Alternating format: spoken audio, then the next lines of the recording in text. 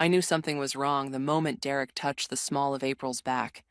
It was such a tiny gesture, his fingers barely grazing the midnight blue silk of her dress. But in that half second, everything inside me went cold.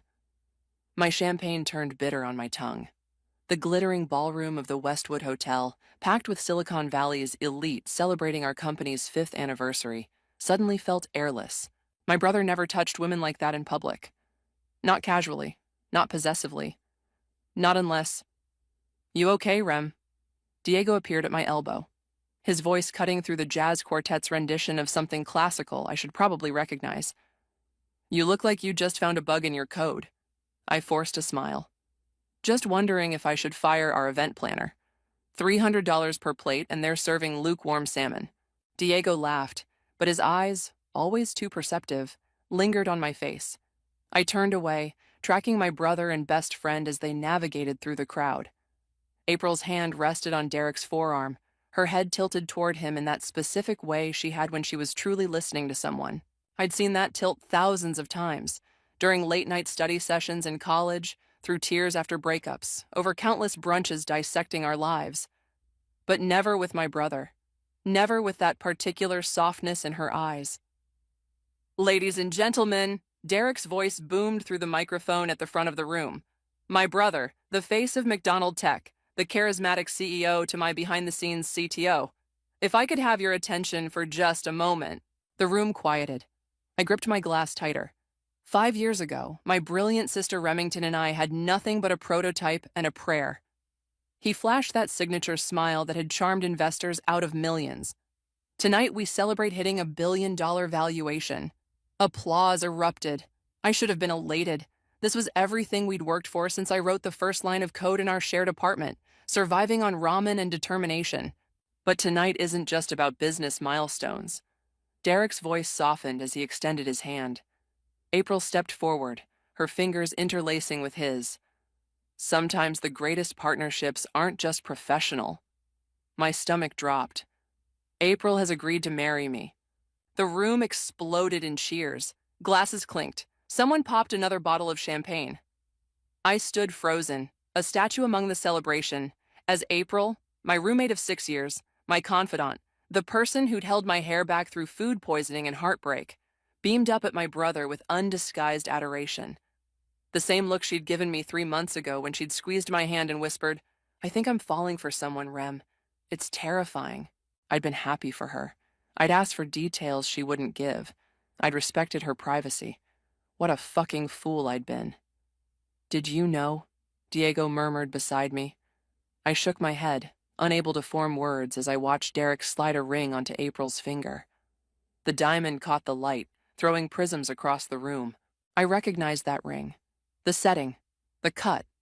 It was identical to the one I'd helped him choose for his ex-fiancée 2 years ago. The one he'd asked me to return when she'd broken things off. He hadn't returned it. He'd kept it. For April. My glass trembled in my hand.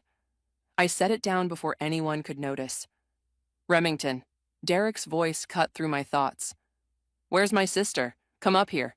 Bodies shifted, creating a path. Somehow my legs carried me forward. Somehow my face arranged itself into something resembling joy. "The woman without whom none of this would be possible," Derek announced, pulling me into a hug that felt like a straitjacket. "The brain behind the beauty." The crowd laughed. I'd heard variations of this joke for years. Derek the face, me the mind. It had never bothered me until this moment, when it felt like the final reduction of my existence. April hugged me next, her familiar jasmine perfume now a sickening cloud. "I wanted to tell you," she whispered. "He made me promise to keep it secret." I pulled back, searching her face for any hint of remorse, any acknowledgement of the magnitude of this betrayal. But all I saw was happiness tinged with mild discomfort, the look of someone who hopes an awkward moment will pass quickly. "Congratulations," I said, the word tasting like ash. Later, as guests began to leave, Derek cornered me by the bar. "You seemed surprised," he said, loosening his tie. "I thought you'd be happy for us." "When did it start?" I asked, my voice steadier than I felt. "Does it matter?" He signaled the bartender for another scotch. "It happened. We're happy." She was my best friend before she was your girlfriend, and now she'll be your sister." He smiled, reaching into his pocket.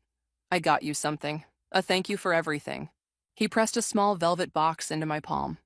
Inside lay a ring, a perfect miniature of April's engagement ring. "Matching set," he said, "for the two most important women in my life." I stared at the ring, identical to the one now adorning April's finger, identical to the one he'd bought for another woman.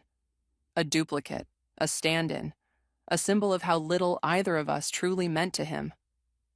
"It's beautiful," I lied, snapping the box closed. In that moment, something crystallized inside me, a cold, clear purpose that cut through the hurt and betrayal. Derek had built his success on my code, his reputation on my work. He'd taken my friend, and now he thought he could buy my complicity with a recycled ring. I slipped the box into my clutch, already calculating exactly how I would make him pay. I didn't sleep that night. How could I? Every time I closed my eyes, I saw April's fingers intertwined with Derek's, her diamond catching the light, that look of adoration on her face that used to be reserved for me. Her chosen family, her confidant, her person. Dawn broke with me, still sitting on my balcony, wrapped in a blanket, staring at the San Francisco skyline as it emerged from darkness. The velvet box with Derek's insulting gift sat open on the table beside me, the duplicate ring glinting dully in the gray morning light. My phone buzzed for the 12th time. April again. I'd ignored her texts since leaving the gala, each one more desperate than the last. "Please talk to me. I know you're upset. It wasn't supposed to happen like this. I love you both. Love." The word made me want to throw my phone off the balcony. Instead, I picked up the ring, turning it over in my palm. It wasn't just similar to April's. It was identical. Same cut, same setting, same tiny imperfection in the band that I'd pointed out to Derek when he'd bought it the first time. He hadn't even bothered to get a new one. My doorbell rang, startling me. I knew who it was before checking the security camera. April stood in my hallway, still wearing last night's makeup, her hair pulled into a messy bun. She'd changed into jeans and a sweater. My sweater, actually, one she'd borrowed months ago. I considered not answering, but the thought of her standing there, thinking I was too broken to face her, made something hard and angry solidify in my chest. "You look like shit," I said, opening the door. "I've been up all night trying to reach you." Her eyes were red-rimmed, but I couldn't tell if it was from crying or lack of sleep. "Can I come in?" I stepped aside, watching as she moved through my apartment with the familiarity of someone who'd spent countless weekends here, who knew which cabinet held the mugs and where I kept the good coffee. "I'm making us coffee," she announced, as if this were any normal morning after any normal night. "When did it start?" I asked, the same question I'd asked Derek. Unlike my brother, April flinched. 3 months ago. The timeline clicked into place. "When you told me you were falling for someone. When I stayed up with you until 3 a.m. talking about whether you should tell him how you felt." She nodded, measuring coffee into the filter. "You were talking about my brother, and you didn't think that was something I should know. I wanted to tell you." The coffee maker gurgled to life. "But Derek thought," I repeated. "Since when do you let someone else decide what you tell me?" "It wasn't like that." She turned to face me, leaning against the counter. "We were worried about how you'd react. You've always been so protective of him, and after what happened with Elise—" "Don't." My voice cut like glass. "Don't you dare bring up Elise." Elise, Derek's ex-fiancée. The woman who'd left him devastated 2 years ago. The woman whose ring now sat on April's finger. "He was broken after she left," April continued, ignoring my warning. "You saw what it did to him. We didn't want to risk anything until we were sure. So instead you lied. For 3 months. We didn't lie." "Omission is lying, April." The words exploded out of me. Every brunch, every movie night, every time you asked about his schedule or how he was doing, you were lying to my face. She flinched again. "I'm sorry. We handled it badly." "We." The word hung between us. No longer April and Remington against the world. Now April and Derek, with me on the outside. "There's something else you should know," she said quietly, pouring coffee into mugs with shaking hands. "I'm joining the executive team. Derek's creating a chief marketing officer position for me." The floor seemed to tilt beneath my feet. You're joking. I start next week. The board already approved it. The board. My laugh sounded hollow, even to my own ears. The board that my brother controls. The board that wasn't informed of your relationship before voting on your appointment.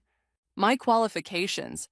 Your qualifications are a marketing degree and 3 years at an agency before you quit to find yourself. I snapped. The only thing you've marketed in the last 2 years is your Instagram travel blog. Her face hardened. That's not fair. Fair.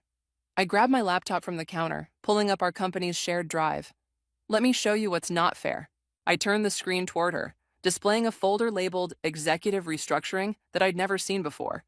Inside were documents dated weeks ago. April's employment contract, a revised organizational chart, a press release announcing her appointment that mentioned our shared vision for the company's future. He's been planning this for months, I said, creating a C-suite position for his girlfriend without consulting his co-founder. That's what's not fair. April stared at the screen, her expression shifting from defensiveness to something like guilt. I didn't know he hadn't discussed it with you. Of course you didn't. I closed the laptop. Because you only heard his version, like always.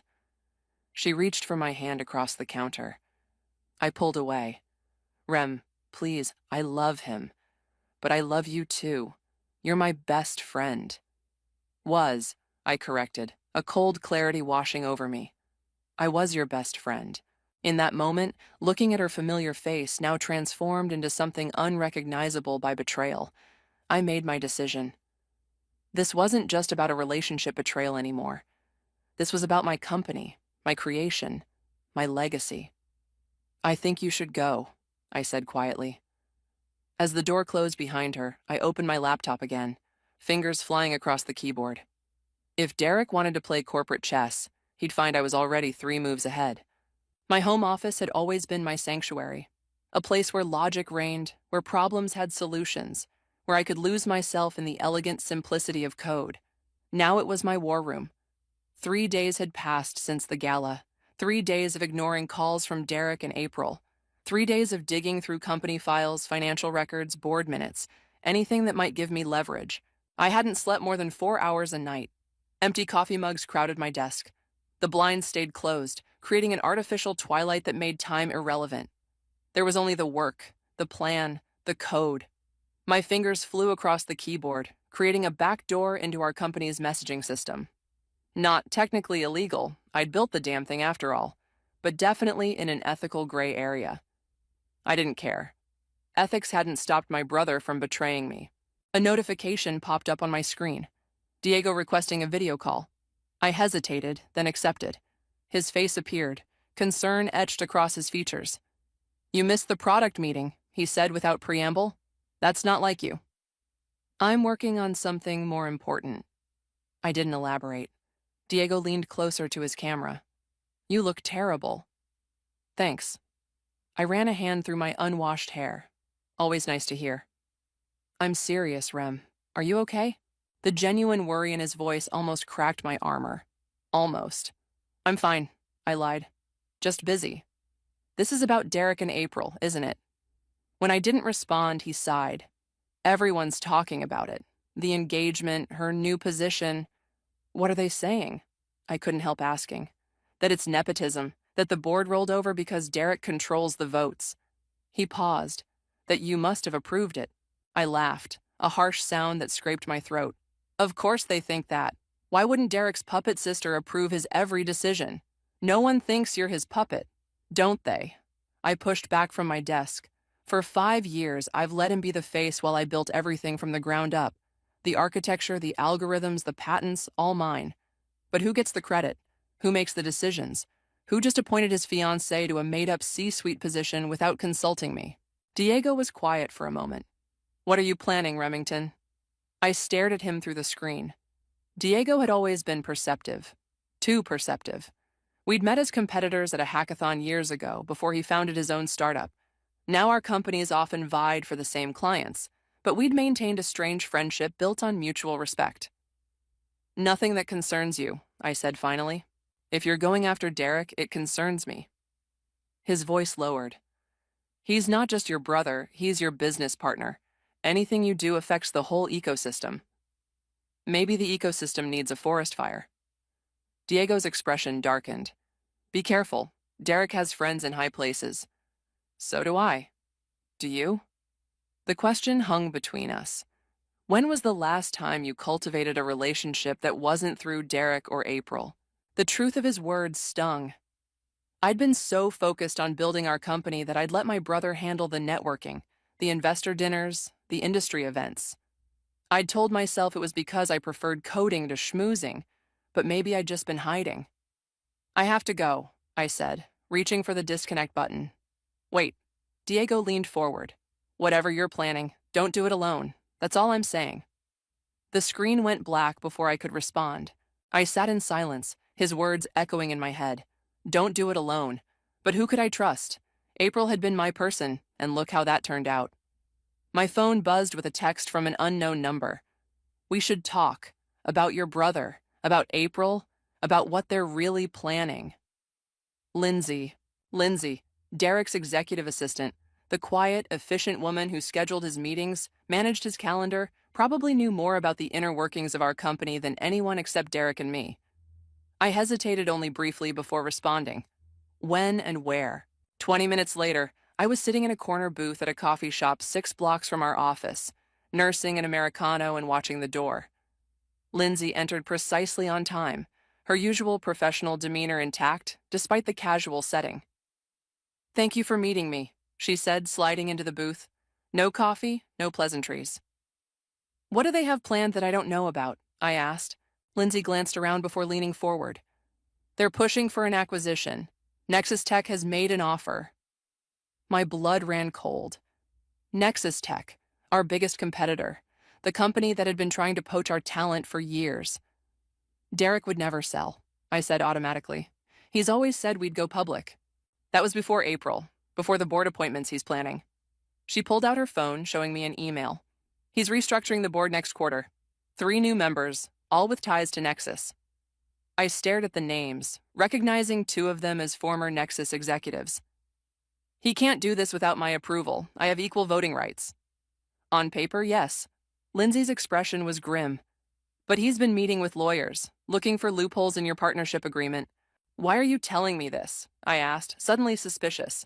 You're his assistant. I was his assistant, she corrected. As of this morning, I've been reassigned to April's team. Apparently, I'm not the right fit for the direction he's taking. The bitterness in her voice was unmistakable. There's more, she continued. The code you wrote for Project Artemis, he's claiming primary authorship in the patent applications. Something snapped inside me. Project Artemis was my baby, the neural network algorithm I'd spent 2 years perfecting, the innovation that had catapulted our valuation into the billions. I need proof, I said, my voice steady despite the rage building inside me. Documents, emails, anything that shows what he's planning? Lindsay nodded. I can get you what you need. But be careful. If he realizes what you're doing. He won't, I said, a plan already forming. Because he still thinks I'm the same sister who's always stood in his shadow. He has no idea what I'm capable of when I step into the light. The McDonald Tech headquarters always reminded me of a glass beehive. Transparent walls, constant motion, the low hum of collective ambition. It had been my second home for 5 years. Today, it felt like enemy territory. I stepped off the elevator onto the executive floor, nodding at familiar faces while cataloging their reactions. Some offered sympathetic smiles. Others averted their eyes. News traveled fast in tech circles, and everyone knew about Derek and April by now. Remington, Norman, our CFO, emerged from the conference room. Good to see you. We missed you at the budget meeting yesterday. Had some personal matters to handle, I said, forcing a smile. Norman had been with us since the beginning, one of the few executives Derek hadn't personally selected. Anything I should know? Nothing urgent. His eyes darted toward Derek's office. Though your brother's been making some interesting financial projections for next quarter. Interesting how? Norman lowered his voice. Significant reduction in R&D spending. Increase in executive compensation. The kind of adjustments you make when you're dressing up a company for sale. My stomach tightened. Lindsay's information was proving accurate. Thanks for the heads up, I said. We should catch up properly soon. My door's always open. He squeezed my shoulder before walking away. I continued down the hallway, passing April's new office, formerly our chief product officer's space before Derek had abruptly relocated him to a smaller office last week. The door was open, revealing April arranging framed photos on her desk. One caught my eye. April and me at Ocean Beach last summer, laughing as waves crashed around our knees. The sight of it made my chest ache. I kept walking. Derek's assistant, not Lindsay anymore, but a young man I didn't recognize, looked up as I approached. "Ms. McDonald, do you have an appointment?" "I don't need one," I said, pushing past him toward Derek's door. My brother was on a call, feet propped on his desk, that trademark charismatic smile on his face even though the other party couldn't see him. The smile faltered when he spotted me. "Jim, I'll have to call you back," he said, hanging up. "Rem, this is a surprise." "Is it?" I closed the door behind me. "Your co-founder showing up at the company she helped build? Shocking." Derek's expression shifted to the conciliatory look he used when smoothing over investor concerns. "You've been off-grid for days. I was worried." "Worried I might find out what you've been planning with Nexus Tech?" His face gave nothing away, but his fingers tapped once on his desk, a tell he'd had since childhood. "I don't know what you're talking about." "Don't insult my intelligence." I tossed a folder onto his desk. "Board restructuring, patent reassignments, acquisition talks. You've been busy." Derek flipped through the documents, his jaw tightening. "Where did you get these?" "Does it matter? They're real, aren't they?" He leaned back, studying me. "It's a good deal, Rem. Nexus is offering 3 times our current valuation." "This was never about money for me," I said. "This is about building something that matters. It's always about money eventually." He stood, moving to the window overlooking San Francisco. "We've taken this company as far as we can. It's time to cash out. We've barely scratched the surface of what Artemis can do." "Artemis." He turned back to me. "Your precious algorithm. The one you think will change the world." "The one I built," I corrected. "The one you're trying to claim credit for." "I'm the CEO. Everything created under this roof has my name on it. That's not how it works, and you know it." I stepped closer. "Why are you doing this? We had a plan. Build, scale, IPO. What changed?" For a moment, something like regret flickered across his face. "Plans change. People change." "April changed you? Don't bring her into this." His voice hardened. "This is business." "Is it? Because it feels personal. It feels like you're systematically removing me from the company I co-founded." Derek returned to his desk, straightening the documents I'd thrown there. "You're being paranoid. No one's removing you." "Then explain the board restructuring. Explain why you're reassigning patents that should have my name on them." "Insurance," he said simply, "in case we disagree on the direction of the company." "Like we're disagreeing now?" "Exactly like that." He met my gaze directly. "I need to know you're with me on this, Rem. The Nexus deal is happening. You can be part of it, or..." The unspoken threat hung between us. "Or what?" I asked quietly. "You'll force me out of my own company?" "I'd prefer not to." His tone was almost gentle. "You're my sister. We built this together." "Then act like it." I turned to leave, then paused. "By the way, I met your new assistant. Where's Lindsay?" "Reassigned to April's team." He shrugged. "She wasn't a good fit anymore." Funny how people stop being a good fit when they know too much. I left before he could respond, heart hammering in my chest. In the hallway, I nearly collided with Jasmine, our VP of Business Development, and one of the few executives I genuinely respected. "Whoa, where's the fire?" she asked, steadying me. "Sorry, just..." I gestured vaguely toward Derek's office. Understanding dawned on her face. "Ah, brother troubles?" "Something like that." Jasmine glanced around, then pulled me into an empty meeting room. "Listen, I've been meaning to talk to you. Things are changing around here, and not for the better." "You've noticed." "Hard not to." She lowered her voice. "Derek's been meeting with Nexus executives after hours, bringing in consultants to evaluate our IP, classic pre-acquisition moves." "I know," I admitted. "I'm trying to figure out how to stop it." Jasmine studied me, her expression grave. "Be careful, Remington. Corporate warfare gets ugly fast, especially when family's involved." "I don't have a choice. He's trying to steal my work." "There are always choices." She hesitated. "Whatever you're planning, Make sure the collateral damage is worth it. Her words hit uncomfortably close to Diego's warning. Was I being reckless? Was my hurt clouding my judgment? I appreciate the concern, I said, but I know what I'm doing. Jasmine didn't look convinced. Just remember that companies can be rebuilt. Relationships are harder to fix. As she left, my phone buzzed with a text from Lindsay. Found something big. Meeting tonight? I replied immediately. My place, 8 p.m. Whatever Jasmine thought about collateral damage, it was too late to turn back. Derek had made his choice when he decided to betray me, professionally and personally. Now I would make mine. The company might have been our shared dream once, but Project Artemis was mine alone, and I would burn everything to the ground before I let him take it from me. My apartment felt different with Lindsay in it. Professional, poised Lindsay with her perfect bun and crisp blazer, perched on my couch surrounded by takeout containers and my scattered notes. The incongruity almost made me laugh. These are the final acquisition terms, she said, sliding a folder across my coffee table. Derek received them yesterday. They're planning to announce next month, right after the board restructuring. I flipped through the documents, each page making my blood run colder. The terms were worse than I'd imagined. Nexus would absorb our company, keeping our technology but dismantling most of our team. Derek would join their executive board. April would head their new marketing division. And me? I'd be offered a senior developer position, a glorified coding monkey with no decision-making power. There's more, Lindsay said, pulling out her tablet. Emails between Derek and the Nexus CEO going back 6 months. They've been planning this since before he even started dating April. I scrolled through the correspondence, my hands shaking with rage. In one email, Derek casually mentioned managing my sister's expectations and limiting her access to key IP documentation. He's been playing me this entire time, I whispered.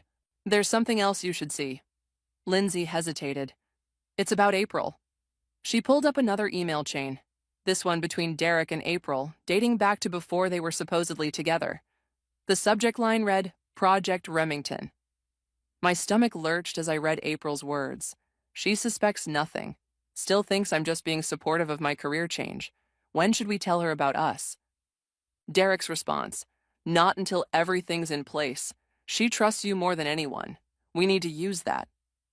The room seemed to tilt around me. This wasn't just an affair that had happened organically. This was calculated.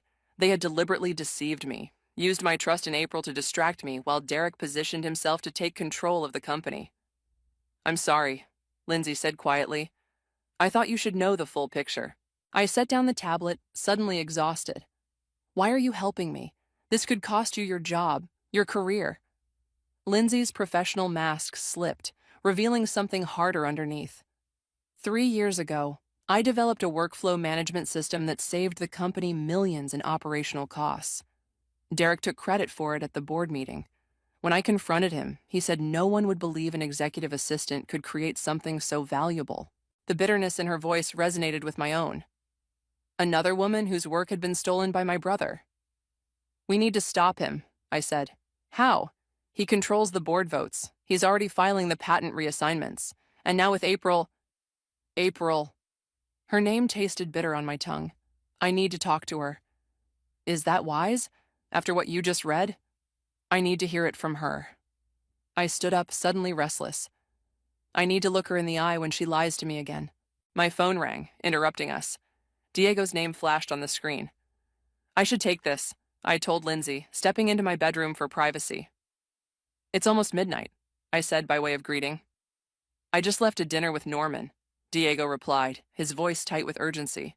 Remington, they're moving faster than you think. The board meeting has been moved up to next week. My heart raced.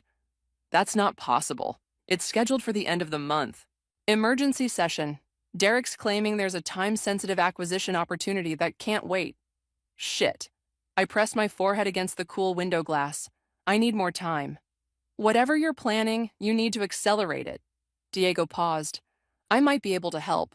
Why would you help me? Because what Derek's doing is wrong. And because... He hesitated. Because I respect you, Remington. As a competitor, as an innovator. The industry needs people like you building things, not being sidelined by corporate politics. His words warmed something in me that had been cold for days. Thank you. Don't thank me yet. Just tell me what you need. I thought for a moment. Access to the Artemis source code repository. Derek's locked me out, but I need to prove it's my work. I know someone at your cloud provider. Give me 24 hours. After we hung up, I returned to find Lindsay organizing the documents into neat piles. I've been thinking, she said without looking up. The emails alone aren't enough. We need something more concrete to stop the acquisition. Like what? Like proof that Derek has been deliberately misrepresenting the company's value to Nexus. She finally met my eyes, and I think I know where to find it. Before she could elaborate, my phone buzzed with a text. April, we need to talk. I know you're angry, but please. Tomorrow morning, our usual place. Our usual place. The cafe where we'd spent countless Sunday mornings dissecting our lives over pastries and coffee. The thought of sitting across from her now, knowing what I knew, made me physically ill. But Lindsay was right. Emails weren't enough. I needed more, and April might be my best source of information, especially if she didn't realize what I knew. 9 a.m., I texted back. I'm meeting April tomorrow, I told Lindsay. After that, we move on whatever you've found. She nodded, gathering her things. At the door, she paused. Be careful tomorrow. Remember who she's really loyal to. After she left, I returned to the window, staring out at the city lights. The April I thought I knew, my best friend, my sister in everything but blood, had never existed. She'd been playing a role, manipulating me while she and Derek plotted behind my back. Tomorrow, I would play a role too, the hurt, betrayed friend willing to listen, the sister who might be persuaded to cooperate. But inside, something had hardened beyond repair. The last threads of familial loyalty, of friendship, of trust, all severed by the evidence Lindsay had brought. Now there was only the cold clarity of purpose, to take back what was mine, no matter the cost. Café Soleil hadn't changed. Same mismatched vintage chairs, same chalkboard menu, same barista with the sleeve tattoos who knew our orders by heart. April was already there, occupying our usual corner table by the window, 2 steaming mugs waiting. For a disorienting moment, muscle memory almost took over, the urge to slide into my seat with a dramatic sigh and launch into whatever crisis was consuming my week. How many Sunday mornings had we spent exactly like this? How many secrets had we shared across this scratched wooden table? But that was before. Before I knew those confidences had been weaponized against me. You came, April said, relief washing over her face. She looked tired, the kind of bone-deep exhaustion that makeup couldn't quite conceal. I came, I agreed, sitting down. My coffee was exactly how I liked it. Oat milk, no sugar. The familiarity felt like a slap.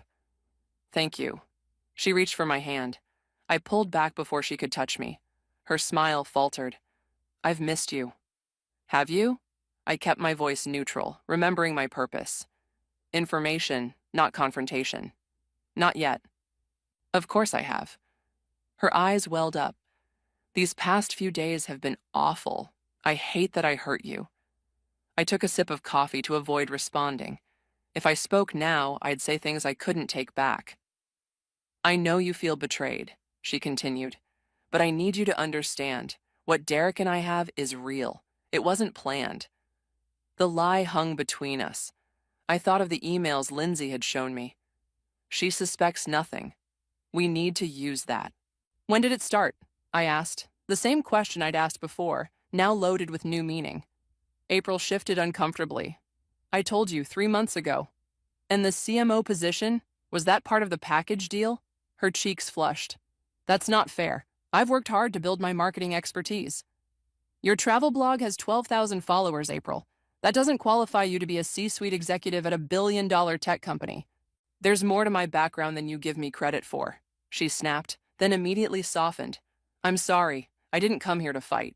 Why did you come here? She took a deep breath. Derek's worried about you, about what you might do. What I might do? I raised an eyebrow. What exactly does my brother think I'm capable of? He thinks you might try to block the acquisition. She lowered her voice. He knows you met with Lindsay. My blood ran cold. How could he know that? Unless Lindsay came to you, I realized aloud. This was a setup. April's expression confirmed it before she could deny it. She was concerned about your state of mind. She said you were talking about destroying the company rather than letting it be acquired. And you believed her? I laughed, a hollow sound that drew glances from nearby tables. I don't know what to believe anymore. April looked genuinely distressed. You've disappeared for days. You're meeting with Diego. Yes, we know about that too. And now you're conspiring with staff members. Conspiring. The word tasted bitter. Is that what Derek calls it when people compare notes about how he's screwed them over? He's trying to do what's best for the company.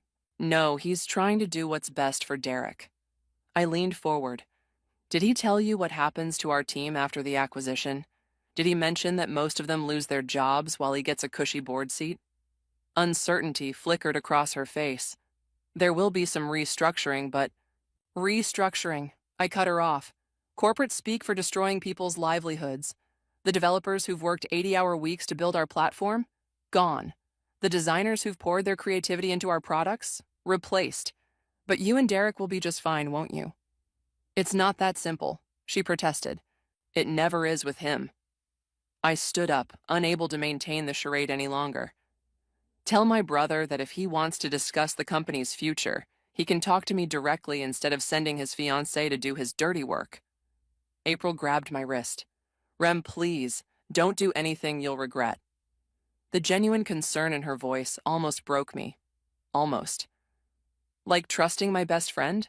I pulled away. That ship has sailed. Outside, the fog had lifted, leaving the morning unnaturally bright. I walked blindly for several blocks before my phone buzzed. Lindsay told April about our meeting. Can't trust her. Diego, I typed back. Already figured that out. Now what? His response came immediately. Got access to the code repository. Meet me at my office in an hour. I flagged down a taxi, my mind racing. Lindsay's betrayal complicated things, but it also clarified them. The circle of people I could trust had narrowed to possibly just one person. Diego, a competitor who had no reason to help me except principle. Diego's office occupied the top floor of a converted warehouse in Soma. Unlike McDonald Tech's sleek corporate aesthetic, Rivera Innovations embraced an industrial vibe. Exposed brick, vintage machinery repurposed as art, developers working at standing desks made from reclaimed wood. Thanks for coming, Diego said, ushering me into his private office. I wasn't sure you would after finding out Lindsay's working for Derek, I finished. Not much surprises me anymore. I'm sorry. He gestured to a chair. For what it's worth, I think she was playing both sides. Feeding information to Derek while helping you just enough to seem credible. Classic double agent. I sank into the chair. What did you find in the repository? Diego turned his monitor toward me. The original Artemis code, with your digital signature on every comet. Proof that you're the primary architect. Relief washed over me. That's something, at least. There's more. He pulled up another screen. I found communications between Derek and Nexus discussing how to restructure the patent applications to minimize your contribution. Can we use this to block the acquisition? Diego hesitated. Legally, it's complicated, but there's another option. He leaned forward. What if you weren't trying to block the acquisition, but negotiate a better position for yourself? What do you mean? Nexus wants Artemis. You built Artemis. Why not approach them directly? Cut Derek out of the equation. The suggestion stunned me. Go behind my brother's back to the company that's trying to acquire us? He went behind yours first, Diego pointed out, and I happen to know the Nexus CEO is having second thoughts about Derek's leadership. There have been whispers about his management style. I considered the idea, turning it over in my mind. It was ruthless. It was exactly what Derek would do. I'd need leverage, I said slowly. Something more than just proof I wrote the code. Diego's expression turned serious. What if I told you I found evidence that Derek has been artificially inflating company metrics to drive up the acquisition price? The kind of evidence that could trigger an SEC investigation. My heart raced. This wasn't just corporate maneuvering anymore. This was potentially criminal. Show me, I demanded. As Diego pulled up the files, my phone buzzed with a text from Derek. Board meeting moved to tomorrow. Final vote on acquisition. We need to talk tonight. My place, 8 p.m. The countdown had begun. By this time tomorrow, everything would be decided, one way or another. I'll need copies of everything, I told Diego, a cold determination settling over me. And I'll need your help with one more thing. Derek's penthouse always felt more like a showroom than a home. Minimalist furniture arranged at precise angles, art selected for investment value rather than personal taste, a kitchen that looked like it had never seen a home-cooked meal. Tonight, with floor-to-ceiling windows framing the glittering city below, it felt like the perfect stage for our final act. Scotch? Derek offered, already pouring 2 glasses without waiting for my answer. Why not? I accepted the crystal tumbler, noting the brand, the same expensive label he'd been drinking since his first big bonus check. Some things never changed. You look better, he said, assessing me with that calculating gaze. More like yourself. Amazing what a little clarity will do. I took a small sip, needing my wits intact. The flash drive Diego had given me felt heavy in my pocket. Derek settled into his designer armchair, the city lights creating a halo effect behind him. Always positioning himself for maximum impact, a habit since childhood. I'm glad you came, he said. Tomorrow's board meeting is important. I need to know you're with me. The acquisition vote. I kept my voice neutral. It's happening that quickly? Nexus is eager to close. The terms are excellent. He leaned forward. 3 times our valuation, Rem. We'd both walk away with enough money to do whatever we want for the rest of our lives. Except I wouldn't be walking away with control of my own creation. He sighed, the put-upon sound he made when he thought someone was being unreasonable. Artemis is company property. You built it while employed by McDonald Tech, a company I co-founded, I reminded him, a company where I'm supposed to have equal say in major decisions. Equal say doesn't mean veto power. His tone hardened slightly. The board will vote in favor, I've made sure of it. By stacking it with your allies. I set my glass down. By manipulating the numbers to inflate our valuation. Derek's expression didn't change, but his fingers tightened almost imperceptibly around his glass. I don't know what you're talking about. The user growth projections you presented to Nexus. I pulled out my phone, scrolling to the documents Diego had found. 40% month-over-month growth? We both know that's fiction. Projections are always optimistic, he dismissed. It's how the game is played. This isn't a projection, it's fraud. I looked up from my phone, and I have proof you knew the real numbers when you presented these. For the first time, uncertainty flickered across his face. Where did you get that? Does it matter? I have it. And so will the SEC if this acquisition goes through under false pretenses. The room fell silent except for the faint hum of the city below. Derek set his glass down carefully, his movements deliberate. What do you want, Remington? What's rightfully mine? Full credit for Artemis, a seat on the Nexus board, and severance packages for our entire development team. He laughed, but there was no humor in it. Or what? You'll report me to the SEC, destroy both our reputations, burn down everything we've built? If I have to. You wouldn't. His confidence returned. You care too much about the company, about the people who work for us. That's the difference between us, Derek. I stood up, moving to the window. I do care about them. Enough to make sure they're protected when you sell them out. This is about April, isn't it? His voice softened with false sympathy. I know you feel betrayed. This isn't about April. I turned to face him. This is about you systematically undermining me from the moment we founded this company, taking credit for my work, making decisions behind my back, using my best friend to distract me while you plotted to cut me out. Derek's expression hardened. You're being dramatic. Am I? I pulled the flash drive from my pocket. I have the emails, Derek. Between you and April. Project Remington, remember? Your little scheme to keep me distracted while you set up the acquisition. The color drained from his face. How did you... It doesn't matter. I tossed the flash drive onto the coffee table between us. What matters is that I have everything. The emails, the falsified projections, the backdated patent applications. He stared at the flash drive, then back at me. Calculation replacing shock. What's your play here? Blackmail? I prefer to call it negotiation. I returned to my seat, meeting his gaze steadily. I've already spoken with Jasmine. She's prepared to testify about the real user numbers if needed. Jasmine works for me, he said automatically. She works for the company, our company. and unlike you, she has ethics. Derek stood abruptly, pacing to the bar to refill his glass. I could almost see the gears turning as he reassessed his position.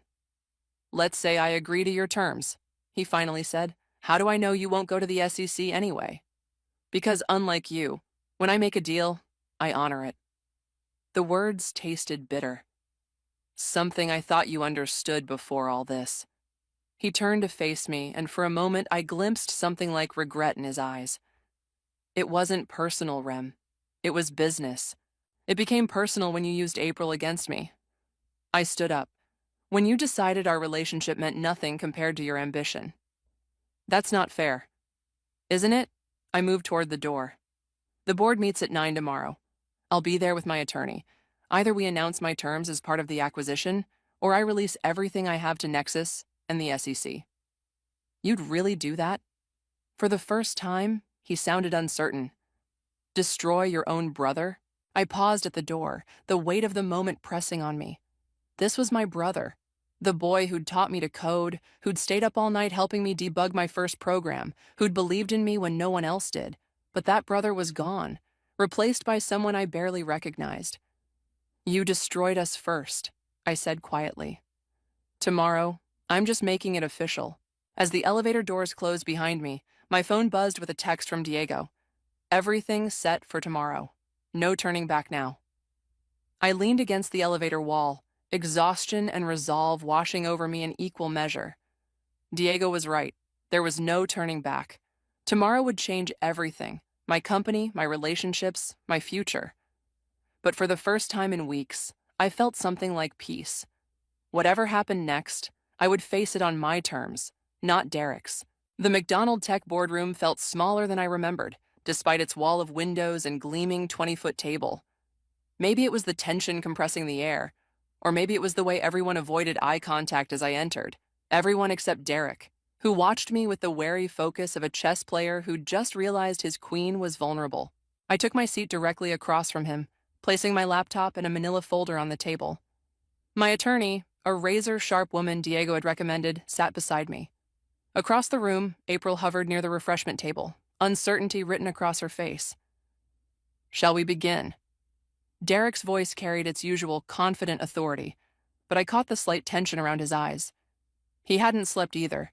The board chair nodded, calling the meeting to order. 7 people who would decide the fate of everything I'd built. 4 of them were firmly in Derek's pocket. 2 could swing either way. And then there was Norman, our CFO, whose expression revealed nothing. "As you all know, we're here to vote on the proposed acquisition by Nexus Technologies," the chair began. "Derek will present the terms, and then we'll open the floor for discussion before voting." Derek stood, buttoning his suit jacket, a gesture he always made before important presentations. "The offer from Nexus represents an unprecedented opportunity for McDonald Tech, 3 times our current valuation, with significant retention packages for key personnel." As he continued outlining the deal, I watched the board members' reactions.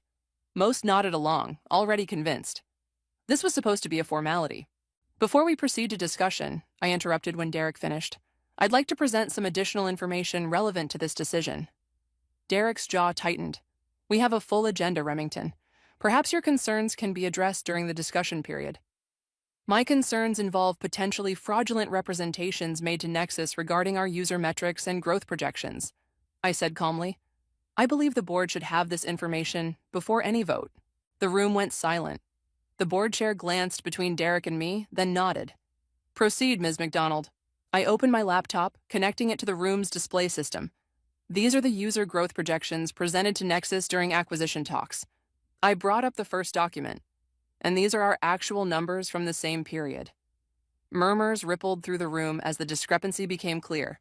"Furthermore," I continued, "I have evidence that the patent applications for Project Artemis were deliberately manipulated to minimize my contribution as the primary architect." Derek's face had gone rigid.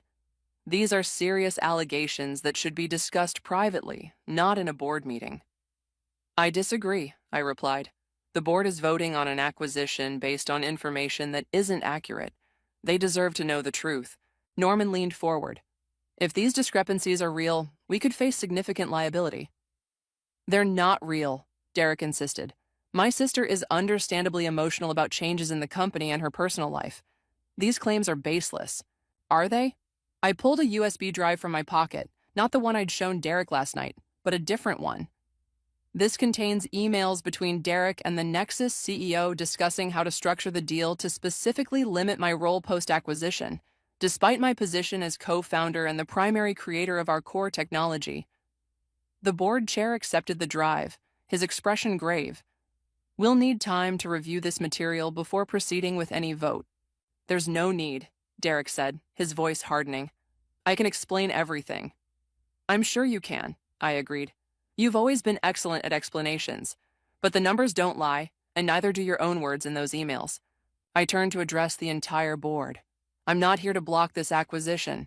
I believe a partnership with Nexus could be valuable, if structured properly. But I won't stand by while the company I co-founded is sold under false pretenses, with the people who built it left vulnerable. What exactly are you proposing?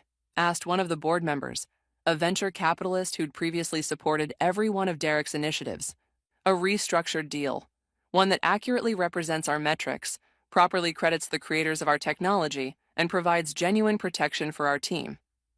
I glanced at Derek, and one that acknowledges both founders equally in the transition. The room fell silent again, all eyes moving between Derek and me. Perhaps, the board chair suggested carefully, the siblings should step out while the board discusses these developments. In the hallway, Derek rounded on me. What the hell are you doing? You're going to tank this entire deal. No, I'm fixing it, I replied. Nexus still wants Artemis. They just need to know who really built it and what it's actually worth. This is about your ego, he hissed. You couldn't stand that I was the one who made this deal happen. This is about the truth, I corrected. Something you seem to have forgotten the value of. A movement caught my eye. April, standing a few feet away, her expression stricken. Is it true? She asked Derek. Did you falsify the numbers? Derek's face softened immediately. April, it's complicated. Business negotiations always involve some yes or no, she pressed. His hesitation was answer enough. She turned to me, tears welling in her eyes. And the emails about me? About using me to distract you? You should ask him, I said quietly. Before Derek could respond, the boardroom door opened. We'd like you both back inside, the chair announced. What followed was the most extraordinary 2 hours of my professional life. The board, having reviewed enough of the evidence to understand its implications, postponed the acquisition vote. Instead, they established an independent committee to verify the company's metrics and restructure the deal terms. And in a move that left Derek white-faced with shock, they voted to temporarily separate the roles of CEO and chairman, appointing me as interim CEO while the acquisition process was reviewed. This isn't over, Derek muttered as the meeting adjourned. You're right, I agreed. It's just beginning. Later, as I packed up my laptop, Norman approached. I knew something wasn't right with those projections, he admitted. I should have said something sooner. We all should have questioned more, I replied.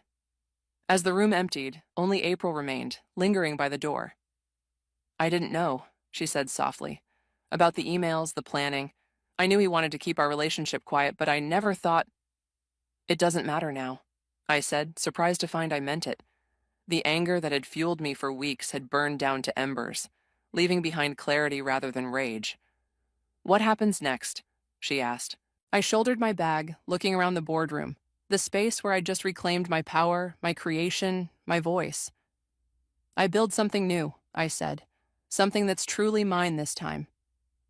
As I walked out of McDonald Tech that evening, Diego was waiting in the lobby, a question in his eyes.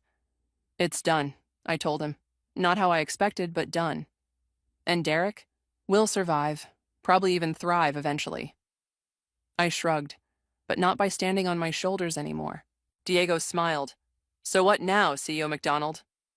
I looked out at the city, feeling lighter than I had in months. The path ahead wasn't clear yet, but for the first time in years, it was truly mine to choose. Now I stop living in anyone's shadow, I said, stepping into the sunlight, including my own.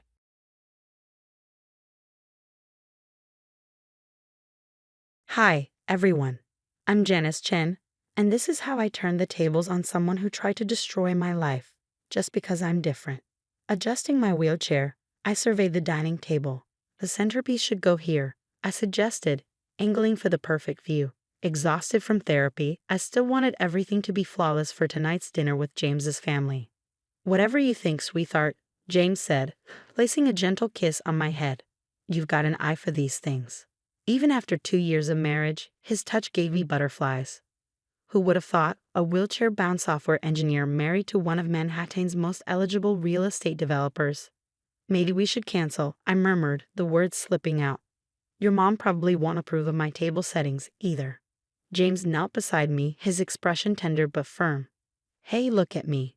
Mom will come around. She just needs time. 3 years isn't enough time, I muttered. She still winces every time my wheelchair makes a sound. Before James could reply, the doorbell rang. I smoothed my dress, steeling myself. He gave my shoulder a reassuring squeeze before answering. James, darling. Victoria's voice echoed as she breezed in, barely glancing my way.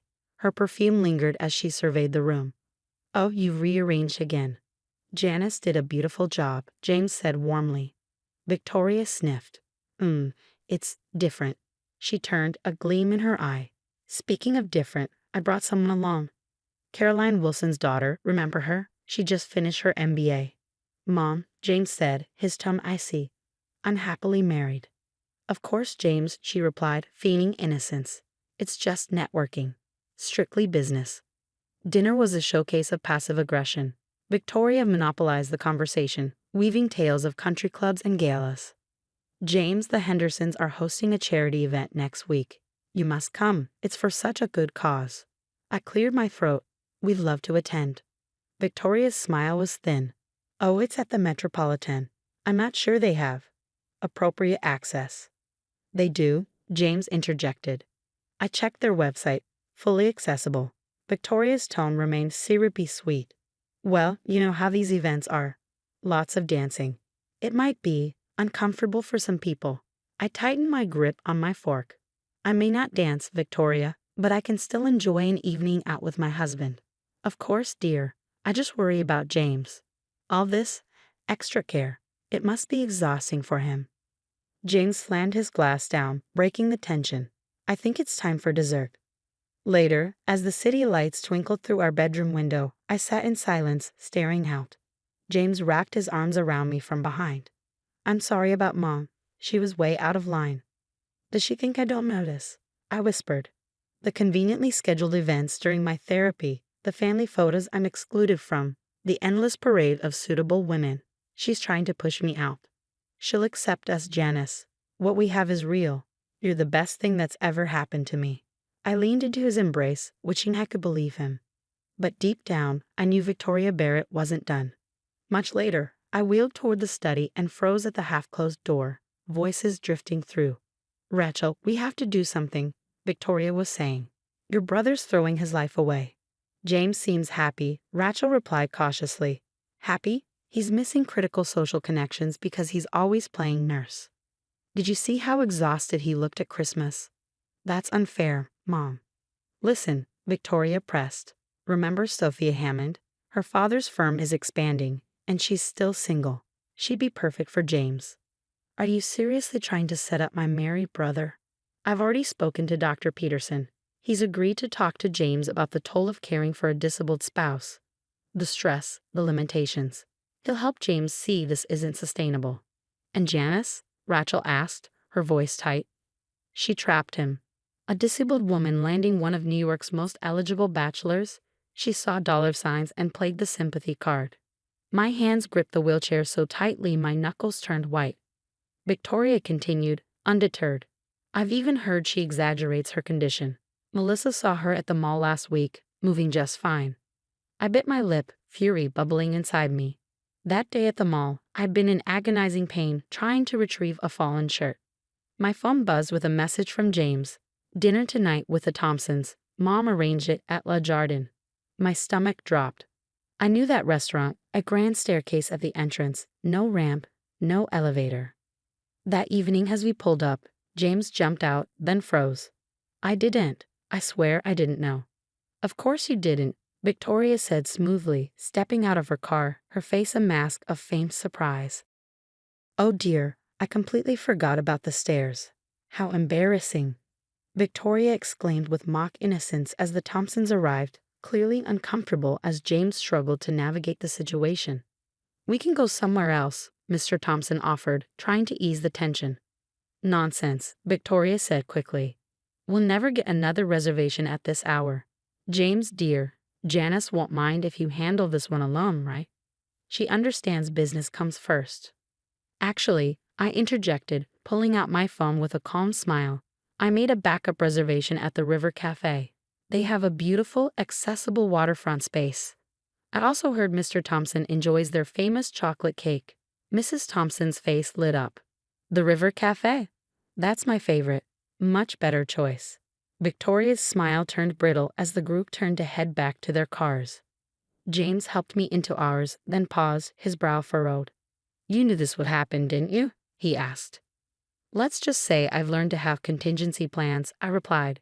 "I'm so sorry," he said, guilt heavy in his voice. "I should have checked." "It's not your fault," I said gently, but then my tone hardened. "But James, there's something you need to know about your mom and Dr. Peterson." As I recounted the conversation I'd overheard, I watched his face shift from confusion to anger. Victoria's mask was finally slipping, and maybe, just maybe, that wasn't such a bad thing. The next day, as I worked at my computer, James walked up behind me and began massaging my shoulders. "How's the new database project coming along?" "Actually, I've been working on a different kind of database lately," I said, pulling up a spreadsheet filled with dates, screenshots, and messages. His brow furrowed. "What's this?" "Your mom's been busy on social media," I said, clicking through the files. "Remember Linda from the hospital board? Her daughter's in a wheelchair, too. Victoria blocked their entire family from country club membership last year." James's jaw tightened. "Are you serious?" "Here's more," I said, scrolling down. "This is what she wrote about the Hendersons after they adopted a child with Down syndrome. Some people just love collecting sympathy points." "This is disgusting," James said, his voice low and furious. "How did you get these?" "Her password wasn't exactly Fort Knox material," I replied dryly, "and there's more." I pulled up financial records. "Notice anything strange about these charity donations?" James leaned in, his eyes scanning the numbers. "These don't match our foundation's records." "Exactly," I said. "She's been skimming money from every fundraiser. The children's hospital renovation, disaster relief drives. Half the funds went straight into her personal account." His face darkened. "And she's hosting the charity gala tonight, getting an award for her dedication to diversity and inclusion. The irony is staggering." At the gala, Victoria was in her element, gliding through the crowd in a designer dress, likely purchased with stolen donations. She greeted guests with practiced charm, oblivious to what was about to unfold. "Ladies and gentlemen," the board chairman announced, stepping up to the podium, "before we present our Humanitarian of the Year award, we have some additional materials to share." The giant screen behind him lit up, displaying Victoria's social media posts. Her face drained of color as her hateful words filled the room. "Disabled people should know their place, preferably not in public." Gasps rippled through the crowd.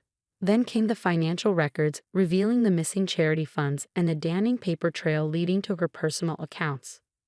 "Security, stop this presentation," Victoria shouted, her voice shrill with panic. But it was too late. "My daughter isn't broken," Linda said, rising from her wheelchair, "and neither is your daughter-in-law. The Henderson's child is perfect just as he is." Another voice called out. More people stood, sharing stories of Victoria's cruelty and discrimination. "This is ridiculous," Victoria sputtered, her gaze darting around the room. "James, tell them this isn't true." James stepped forward, his expression cold. "What should I tell them, Mom? That you bribed our family doctor to lie about my marriage? That you stole from charities? That you spent years discriminating against people like my wife?" "I was protecting our family's reputation," Victoria shouted. "By tearing others down." I wheeled forward, meeting her panicked gaze. "By stealing from sick children, you've brought shame on this family, Victoria. And now everyone knows it." Victoria stormed toward the exit, but two police officers intercepted her. As they placed her in handcuffs, James leaned down to me. "Turns out," he said, his voice soft but resolute, "I wasn't the only one investigating those missing funds. As Victoria was led away, my phone buzzed with an email from the Children's Charity Board. They wanted me to help develop an accessibility initiative for all their facilities. Looks like some good might come from this after all, James said, squeezing my hand. I watched the crowd disperse, whispering about Victoria's downfall. Sometimes karma needs a little push, from a girl with tech skills and a wheelchair. Another round of funding secured, I announced, wheeling into our penthouse office. James, deep in a stack of documents, looked up with a grin. That's my brilliant wife. How many millions this time? Enough to launch the adaptive tech program in every major hospital in the state, I replied, beaming. The TV hummed in the background until a familiar name grabbed our attention. Breaking news. Socialite Victoria Barrett pleads guilty to charity fraud and tax evasion. The former chairwoman faces uptoe. Turn it off, James sighed. I shook my head, my gaze steady. Your mother made her choices, every single one of them. My phone buzzed with a message from Rachel. Mom's trying to sell her Hamptons house. Nobody will buy it. They're all afraid of the scandal. James chuckled, breaking the tension. Speaking of houses, guess who just bought the building where Lady Jardin used to be? You didn't, I said, already knowing the answer. I did, and the first thing we're installing is the city's most beautiful wheelchair ramp. The irony wasn't lost on me. The same restaurant where Victoria had tried to humiliate me would soon house my company's new Accessibility Innovation Center. 3 years later, I was finalizing preparations for Tech Without Barriers, our annual accessibility conference, the largest of its kind in the country. Ma'am, my assistant said softly, leaning down to whisper, Victoria Barrett is in the lobby. She's asking to speak with you. I wheeled toward the glass doors and spotted her. No designer clothes, no air of superiority. She looked older, tired. Janice, please. Just 5 minutes, she said, her voice trembling. I hear you're living in a small condo in Queens now, I said, watching her flinch. Quite a change from the mansion. I've changed, she said, her eyes pleading. I've learned my lesson. What I did to you, to all those families, I'm sorry. Sorry you did it or sorry you got caught? I asked, my tone cool. Please, she begged, stepping closer, tears brimming in her eyes. I have nowhere else to turn. James won't even take my calls. Maybe you could talk to him. Like how you tried to get him to leave me? I asked, my words sharp but even. I was wrong, she whispered, her voice breaking. You're the best thing that ever happened to this family. I adjusted my chair, preparing to re-enter the conference hall. You know what the funny thing is, Victoria? I actually believe you mean that now, but some bridges stay burned. Through the glass doors, I saw her deflate, the weight of her actions heavy on her shoulders. Inside, the crowd erupted in applause as I took the stage. Welcome, everyone. Today, we're proud to announce a new scholarship program for disabled entrepreneurs. I began. A playful smile crossed my lips. And yes, it will be headquartered in a beautifully renovated building with the city's most impressive wheelchair ramp. Laughter rippled through the room, a stark contrast to the silence outside as Victoria lingered in the shadows. The woman who once tried to erase me from society now found herself erased from its circles. Sometimes, the best revenge isn't about getting even. It's about rising so high that those who sought to break you become irrelevant. As I looked out at the crowd, full of people Victoria once tried to exclude, I realized we hadn't just survived her prejudice. We thrived in spite of it. Now let me ask you, if you were in my shoes, would you have accepted her tearful apology or kept walking like I did? Some scars, I believe, can't be healed by words alone. But I'd love to hear your thoughts in the comments below.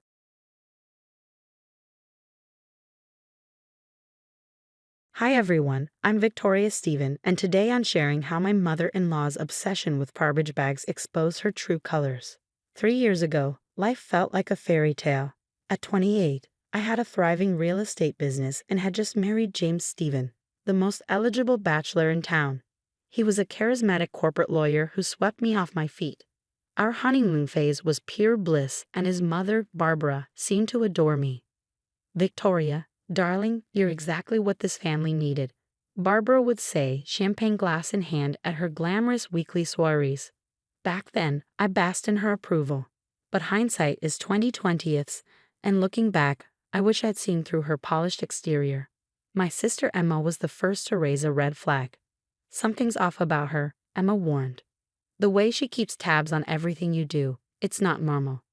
I brushed it off. To me, Barbara's attention felt like acceptance, not control. I had Rachel, my best friend and co-worker, in my corner. She became my sounding board for all things Barbara during our coffee runs. "Girl, did you hear what Barbara said about your Christmas decorations?" Rachel teased one day. "That woman has more opinions than I have clients." Then there was Tyler, James's best friend, who saw through Barbara's antics. Whenever she made one of her passive-aggressive remarks, Tyler would roll his eyes. "Just wait," he'd whisper during dinners. "She does this to everyone. Total control freak." And how was he right? Barbara's need to control seeped into my life like a slow-moving storm. It started small, rearranging my kitchen without asking, bombarding me with texts about how to fold James's shirts the Stephen way. "Sweetheart," she'd say with a sugary smile, "let me show you how we Stevens do things."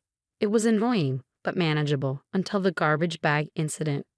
One evening, as I took out the trash, Barbara burst into the kitchen unannounced, her face twisted with disapproval. "What are these black garbage bags doing in my son's house?" she barked. "They're just regular garbage bags, Barbara." "They work fine," I replied, confused. "We use premium white drawstring bags from Williams and Morton," she snapped. This dollar store trash is unacceptable. How do you expect to maintain our family standards with this?" I tried to reason with her. "Barbara, they're just garbage bags. They all end up in the same place." But she wasn't having it. James, come here. Do you see what your wife is doing to our family's reputation?" James, tired from work, trudged into the room. Instead of defending me, he sighed. "Honey, maybe we should just use Mom's bags. It's not worth the argument." "Not worth the argument?" I exclaimed. "Your mother is screaming about garbage bags." "You're being too sensitive, Victoria. Mom just wants what's best for us." That night, as I lay in bed listening to James defend his mother, something in me shifted. My picture-perfect marriage was beginning to feel like it reeked worse than those inferior garbage bags. Barbara's interference didn't stop there. When my dad had a heart attack a few weeks later, I had to leave town to help my family. "It's only 2 weeks," James said, kissing me goodbye. "Mom offered to stay here and help. Don't worry about anything." Those words would haunt me. The first few days at home were eerily quiet. James barely responded to my texts, claiming he was busy with work. Then Rachel called with alarming news. "Victoria, something weird is happening at the office," she said. "Barbara's been showing up at the Stephen firm every day, having long closed-door meetings with James and the partners." I tried to brush it off. Maybe it's about the family trust. But deep down, I knew something wasn't right. My stomach churned as Rachel's words echoed in my mind. "No, Victoria," I overheard her. Barbara was talking to James in the break room, saying things like, "She'll never fit into our world, and think about your future at the firm." Something wasn't adding up. Sitting in Dad's hospital room, I opened our online banking app. That's when I saw them. 6 hefty transfers from Barbara to James, each over $50,000, all within the past month. I texted James, "Hey babe, what's with these loans from your mom?" His reply was instant and icy. "Don't snoop through my finances, it's family business." A chill ran down my spine. James was shutting me out. Then Tyler called. "Victoria, you need to know something," he said, his voice serious. "What happened?" I asked, gripping my phone tighter. "I was at James' office yesterday. Barbara's poisoning him against you. She's convinced him you're using him for his money, that you're not Stephen material. He's different now. It's like he's under her spell." "That's ridiculous," I said, trying to sound confident. James wouldn't believe that. "We love each other." Tyler sighed. "Wake up, Victoria. Yesterday he said you're dragging down the family name with your common job and low-class background." Each day brought new horrors. James's calls became shorter, his tone colder. "Maybe Mom's right," he muttered during one conversation. "We come from different worlds." After 10 days, Dad was stable and Emma could take over his care. I rushed home early, desperate to save my marriage. But the moment I pulled into the driveway, my heart sank. Barbara's car was parked in my spot, and the house looked different. Inside, it felt like a stranger's home. My photos were gone, replaced with Barbara's curated decor. My closet was empty except for a single box labeled Victoria's Things. "What's going on?" I called out, panic rising. Barbara appeared in the kitchen, wearing my apron. "Oh, Victoria, you're early," she chirped. "James is at the office. He left something for you on the counter." There it was, divorce papers. A post-it note in James's handwriting stuck to the top. "It's better this way. You'll never truly be one of us." I stood there, surrounded by boxes of my life, as the realization hit me. Barbara had orchestrated this all along. But as tears threatened to fall, I remembered something Dad always said: sometimes losing a battle helps you win the war. If Barbara thought this was over, she had no idea what was coming. I started dating. My first stop? Tyler. He pulled out an old photo of James' ex-fiancée, Jennifer. Barbara claimed she caught Jennifer stealing family jewelry. Tyler explained. "How do you know she didn't?" "Because Barbara planted it," he said grimly. "She bragged about it at last year's Christmas party when she was drunk. I recorded it." Tyler played the recording, Barbara's slurred voice unmistakable. "James is so easy to manipulate. Just like with Jennifer and that waitress, Maria." A few tears, some doubts. "My boy always chooses mommy."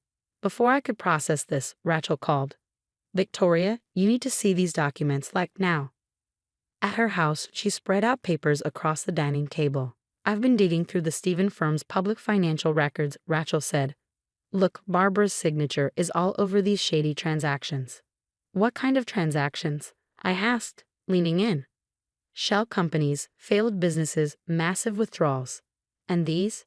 She pointed to checks made out to Sunset Valley Casino. "The casino that got shut down for money laundering." "Exactly. Guess who was on their VIP list?" Armed with this mountain of evidence, I confronted James at his house. "You need to see this, James," I said, holding the files. "Your mother is stealing from the firm." He didn't even glance at the documents. "More lies," he spat. "Mom warned me you'd pull something like this. Barbara's gambling away company money. Look at these receipts. Get out before I call security. Mom was right. You're just a gold digger trying to destroy this family." The final blow came from Tyler's recordings. "Once Victoria's gone, James will have access to the partner track funds. We can cover the casino losses before anyone notices." "You're talking about fraud," James's voice replied. "I'm talking about family, darling," Barbara purred. "Just trust mommy." Sitting in my new apartment, surrounded by boxes, I realized Barbara had destroyed my marriage, but in doing so, she'd left herself exposed. She thought I'd slink away quietly. She was wrong. Rachel smirked as we sent anonymous tips to the IRS and SEC detailing Barbara's financial misdeeds. "You won't believe what happened at the country club," Rachel said weeks later. "Two guys showed up looking for Barbara. Turns out she owes a lot of money to some unfriendly people from Sunset Valley Casino." Oh, it gets better. James just found out his trust fund is empty. Barbara's been draining it for years, using it to cover her gambling debts. He's walking around the office like a ghost, completely broken. The Stephen family business didn't survive the audit. Every stone the investigators turned over revealed another snake lurking beneath it. Barbara's fake charities, embezzled funds, tax evasion, it all came crashing down. "Did you hear about the Morton dinner party?" Tyler texted me one night. Barbara showed up uninvited. Ed was desperate to save face, but Margaret Morton had security escort her out, called her a common criminal in front of everyone. Meanwhile, I was building something better. I launched Stephen Free Realty, and turns out high-end clients preferred working with someone who wasn't tainted by the Stephen scandal. My business flourished while their empire crumbled. Then, one day, James cornered me outside my office. He looked nothing like the polished lawyer I married. "Victoria, can we talk?" His voice was hoarse. I had no idea about Mom's schemes. "I've lost everything, my partnership, my reputation." I felt a bitter laugh rise in my chest. "That's funny. I lost everything too. But the difference is I built something better. I was wrong about everything. Maybe way." "Stop right there." I cut him off. "I'm engaged to someone who actually has a spine." 2 years later, I sat in my expanded office, reading about Barbara's indictment for tax fraud. The society pages that once showcased her charity galas were now covering her courthouse bow of shame. James. Last I heard, he was reviewing contracts at a strip mall law firm. That evening, I met Emma and Rachel for drinks at our favorite spot. My engagement ring caught the light as I raised my glass. To garbage bags, Rachel laughed. To karma, Emma added. To knowing your worth, I finished, thinking about how that horrible time had led me here, stronger, successful, and surrounded by people who actually had my back. Later that night, my fiancé asked why I was smiling at my phone. I showed him the text from Tyler. Barbara spotted filling out job applications at the mall. Guess she needs to pay those legal bills somehow. You never told me exactly what you did, he said. I shrugged. Nothing. Just stood back and let karma take out the trash. The garbage bag incident that started it all seemed almost laughable now. Barbara had been right about one thing. You need to be careful about the track you keep around. I'd taken mine out, and my life had never been better. So, what would you do if your spouse chose their toxic parent over you? Would you expose their illegal activities to get justice, or walk away quietly to protect your peace? I chose to let karma handle it, and karma delivered. But I'm curious, what path would you take? Would you actively seek revenge or trust that what goes around comes around? Drop your thoughts in the comments below.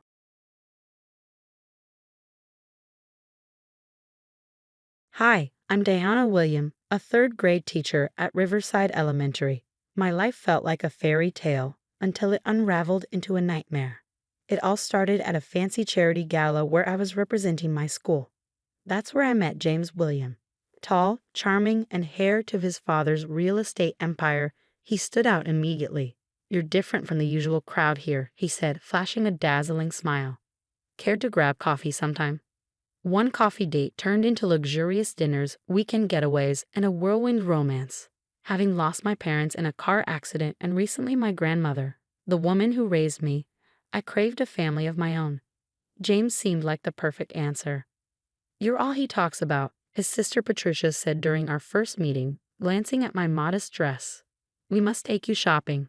The Williams have certain standards. Their mother, Eleanor, was even worse. During wedding planning, she dismissed every suggestion I made. Darling, that venue is too quaint. We need something worthy of the William name. I tried to rationalize it. They'll warm up to me eventually, I told my friend Maria after a tearful breakdown in the teacher's lounge. Maria wasn't convinced. Girl, they're treating you like a project, not a person. My neighbor Donna echoed the sentiment. Watch yourself, honey. Rich families like that don't welcome outsiders easily. But I married James anyway, hoping love would be enough. After moving into his penthouse, Eleanor became a constant presence. The William name needs a strong male here, she'd say, her gaze lingering on my flat stomach.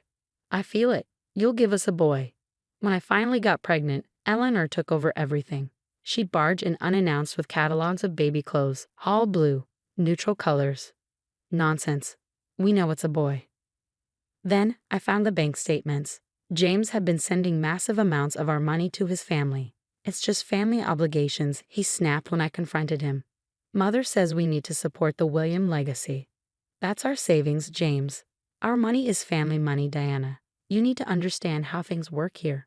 At one of Patricia's family dinners, I overheard them whispering in the kitchen.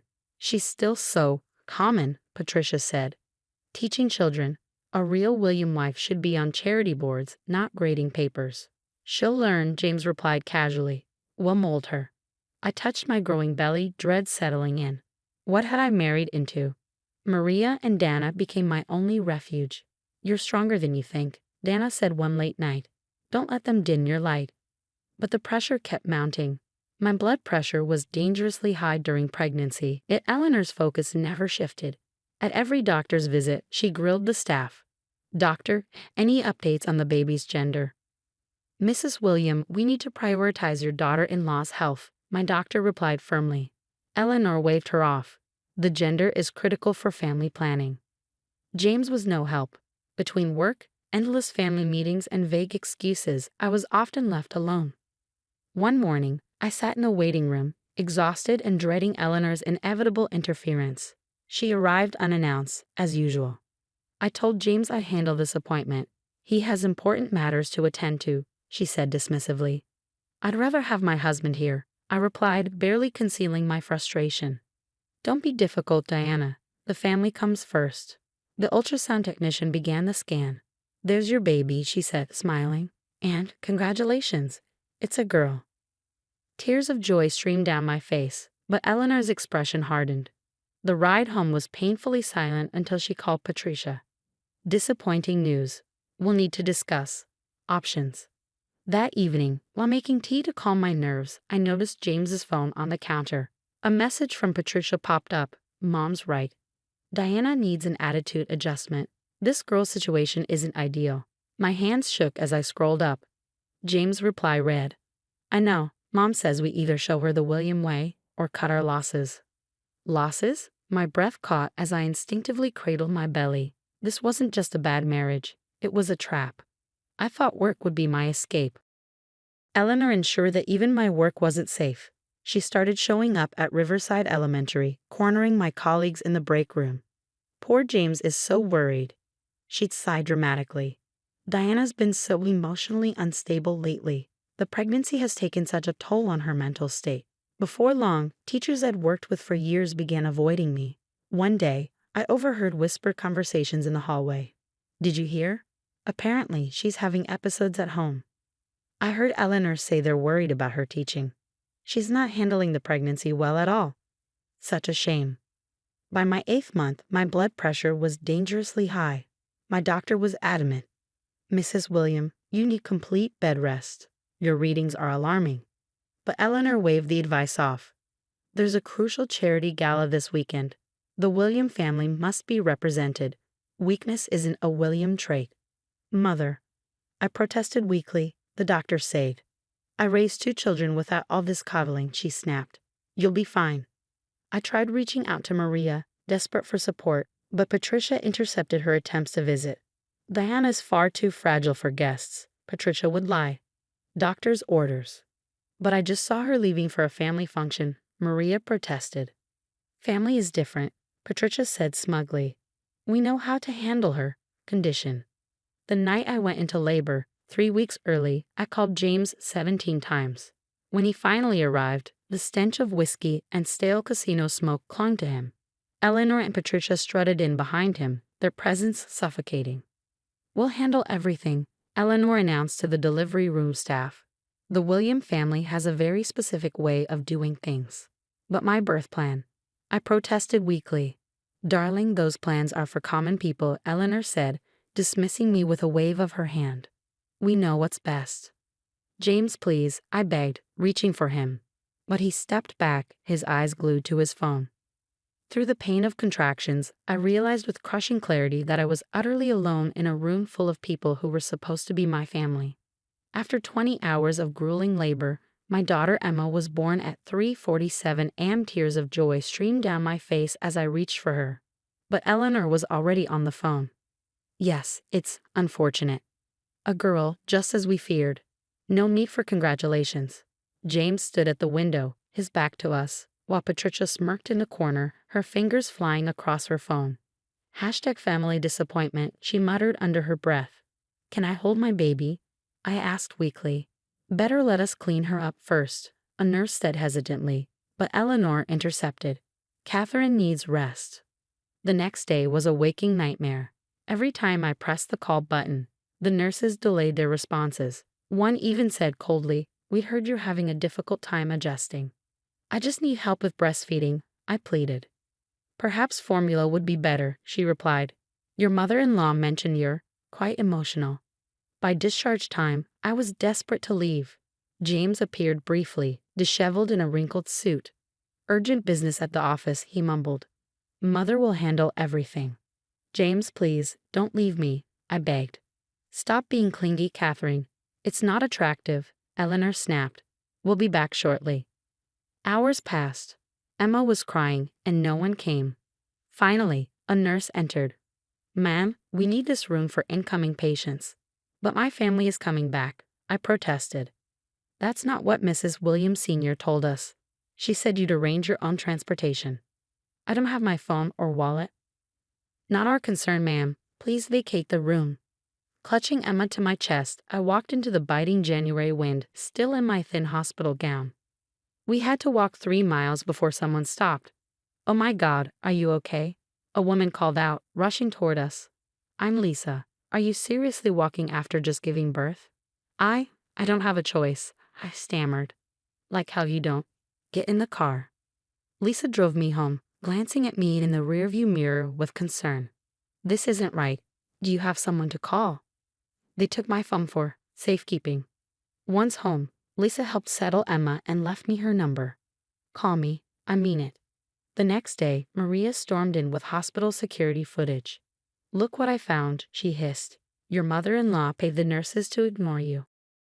That evil witch, Dana spat, pulling out her phone. And listen to this. She played a recording of Patricia at the salon. Mother's plan is brilliant, Patricia's voice purred. No phone, no money, no support. We'll break that teacher down to size. She'll learn her place or lose everything. Later that night, while searching James's desk, I found a stack of papers, casino receipts, loans from his parents, hundreds of thousands of dollars gone. I stared at Emma sleeping peacefully, my heart breaking and hardening at once. Lisa's card sat on my nightstand, a lifeline. We deserve better than this, baby girl, I whispered, stroking her tiny hand. Mommy's done playing their games. Lisa's help became a lifeline, not just for survival, but for justice. She landed me a teaching position at Westbrook Academy, doubled the salary, and a fresh start. While I outwardly appeared to move on, I was quietly building my case against the Williams family. You'll never believe who I ran into, Maria said one afternoon over coffee, her voice low but urgent. William and Associates' former accountant. My heart raced. What does he know? Everything, she replied. Richard's fraud, James's gambling, years of cooked books and laundered money. And he kept receipts. If he has proof, Lisa said, her eyes gleaming. This could end them. As we pieced the puzzle together, the cracks in Patricia's Instagram perfect life began to show. An anonymous tip, thank you Dana, led her husband to the Continental Hotel's records. 3 different men, Dana revealed with relish. And guess what? One's a business rival of Richard's. I've got photos and receipts going back 2 years, Maria added. And the best part? He's on Richard's board of directors. Meanwhile, the hospital footage proved even more damning than I'd expected. Lisa's sister, a legal clerk, helped trace the money trail. These bribes go way beyond the maternity ward, she explained. Eleanor's been buying silence for years, medical board members, social workers, even a judge. How deep does this go? I asked, stunned. Deep enough to drown them all. Each piece of evidence was a ticking time bomb. I stored copies in multiple secure locations, waiting for the perfect moment. We need to move carefully, Lisa warned. One wrong step and they'll bury everything. Rich families like this are experts at covering their tracks. But then James made the fatal error. Desperation drove him to dip into company funds to cover his casino debts, and the SEC had already started sniffing around. This could blow everything wide open, Maria's accountant contact confirmed. They're already looking at offshore accounts. I waited until they were at their weakest. The divorce papers hit James's desk the same day the fraud investigation went public. We need to discuss custody, his lawyer called. Panicked. Sure, I said coldly, right after I send these hospital videos to the medical board. Or maybe I'll start with James's drunk driving footage. What do you think? Gambling receipts, perhaps. What do you want? Full custody, and for the Williams family to stay far, far away from us. The dominoes fell perfectly. Patricia's affairs destroyed crucial business alliances, and her lover on the board turned state's evidence against Richard. James's gambling investigation exposed years of company theft. The Williams mansion, their pride and joy, was auctioned off to cover legal debts. James showed up at my office one day, desperate. Dana, please. They're investigating everything. I can change. I can help you. I met his eyes without flinching. The only William I acknowledge is my daughter. There's the door. Leave before I call the FBI with those offshore account numbers. The great William dynasty crumbled under federal investigations. James lost his real estate license. Patricia's scandals left her socially exiled. Richard faced prison time. And Eleanor? She moved into a modest condo, stripped of everything she valued. Mommy, can we paint my room yellow? Emma asked one sunny afternoon in our new home. Of course, baby, I said, smiling. This house is about joy now, not secrets. The empire they built on lies collapsed under the weight of the truth. I didn't have to throw a single stone. I just waited for their house of cards to fall, holding the evidence that would bury them all. As I look back, one question lingers. Was I too harsh in rejecting Eleanor's tearful apology at their mansion, where she begged to know Emma? Some might say everyone deserves a second chance, especially with their grandchild. Others would argue that toxic people never truly change. They simply adapt their manipulation tactics when they lose power. What would you have done in my position? Would you allow Emma to know her grandmother, now that the Williams family has lost everything? Or was I right to sever ties for good? Share your thoughts below.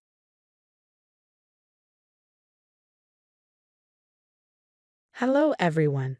I'm Amanda Matthew, a pediatrician based in Manhattan, and someone who's had to learn how to rise above family toxicity. You've probably heard the saying, success breeds enemies. Well, imagine combining success with a manipulative sister-in-law. That's my reality. I built my pediatric practice from the ground up and even helped my younger brother, Marcus, launch his construction company. We were always close until Regina entered the picture. Your sister's always hanging around the office, isn't she? I once overheard Regina whisper to Marcus. Don't you think that's a bit controlling? I mean, just because she helped with the startup money. It started with subtle jabs like that, little remarks designed to plant doubt. The first time I met Regina was at a charity gala where Marcus was bidding for contracts. She was stunning, charming, and seemed genuinely interested in my work with children. Dr. Matthew, your reputation precedes you, my mentor, Dr. Sarah, said during a staff meeting soon after. We're so lucky to have you leading the pediatric department. I noticed Regina's polite smile falter. She was there to drop off lunch for Marcus, but her narrowed eyes betrayed something else. Then came the pregnancy announcement. We're having a baby, Regina exclaimed at a family dinner, her excitement lighting up the room. Everyone was thrilled, especially me. Becoming an aunt was something I'd always dreamed of. But things started to unravel. Lisa, Marcus's assistant, approached me at the office one day. Dr. Matthew, I don't mean to intrude, but I've noticed Mrs. Chase coming in late at night, going through files in Marcus's office. I felt a chill run through me. Files? What files? Before I could make sense of it, Monica, Regina's former roommate, reached out to me on social media. We need to talk about Regina, she wrote. There's something you should know about her connection to Robert Chase. Robert Chase, Marcus's fiercest competitor, known for hostile takeovers and ruthless tactics. The mere mention of his name made my stomach churn. Regina's manipulation only became more apparent as her pregnancy progressed. I heard Amanda telling her doctor friends that my pregnancy choices are all wrong. Regina wailed to Marcus one evening. I didn't say that. I protested when Marcus confronted me. All I did was suggest a good prenatal vitamin brand. Maybe you should focus on your own life, Amanda, Marcus snapped. Not everyone needs your professional opinion. The words stung. Marcus and I had always been close. But now, Regina was driving a wedge between us, and I felt powerless to stop it. Then one night, I overheard Regina on the phone. Everything's going according to plan. Trust me, Robert, by the time the baby arrives, Marcus won't have anyone left but me. I froze. Robert Chase. This wasn't just petty family drama anymore. It was a calculated plan to isolate Marcus, and Regina was at the center of it. At Regina's lavish baby shower in the Plaza Hotel's Crystal Ballroom, tension simmered just beneath the surface. The room sparkled with chandeliers and floral arrangements, but Regina was glued to her phone, furiously texting. Dr. Matthew, could I ask your advice? My sons have this persistent cough. A colleague murmured during appetizers. Before I could respond, Regina's voice cut through the room. Can we not turn my baby shower into your medical key and a session? The room fell silent. All eyes were on us. Regina alternated between smirks and scowls as she opened gifts, her mood swinging like a pendulum. When she reached mine, a premium baby medical care kit and documentation of a college fund I'd set up, her smile turned icy. How generous of super successful Aunt Amanda, she drawled, loud enough for everyone to hear. Always showing off, aren't you? First your fancy doctor job, then funding Marcus's company, and now trying to control my baby's future. Regina, I just wanted. Wanted what? She snapped, standing up, her pregnancy not dulling the venom in her voice. To prove you're better than me? That you'd be a better mother? That you know everything because you're a doctor? That's not true, I began, but she cut me off. You just can't stand that Marcus has a life that doesn't revolve around you anymore. That's not true. I started to defend myself, but the slap came out of nowhere. The sharp crack echoed through the ballroom. I stumbled backward, colliding with a table full of champagne glasses. Crystals shattered on the floor, and gasps rippled through the stunned crowd. Dr. Sarah rushed to my side, her voice calm but laced with fury.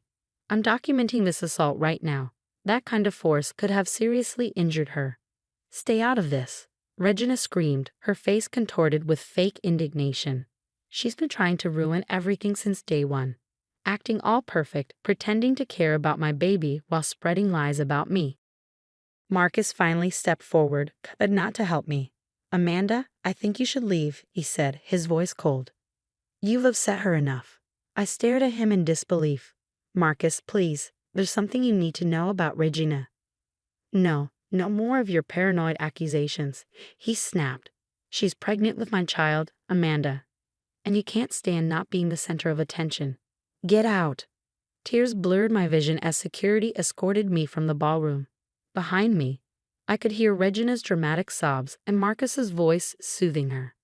But when I glanced back, Regina's crocodile tears vanished. She locked eyes with me, her mouth twisting into a victorious smirk. Out in the rain-soaked parking lot, Dr. Sarah caught up with me. I've taken photos of your face for documentation, she said firmly. This isn't over, Amanda.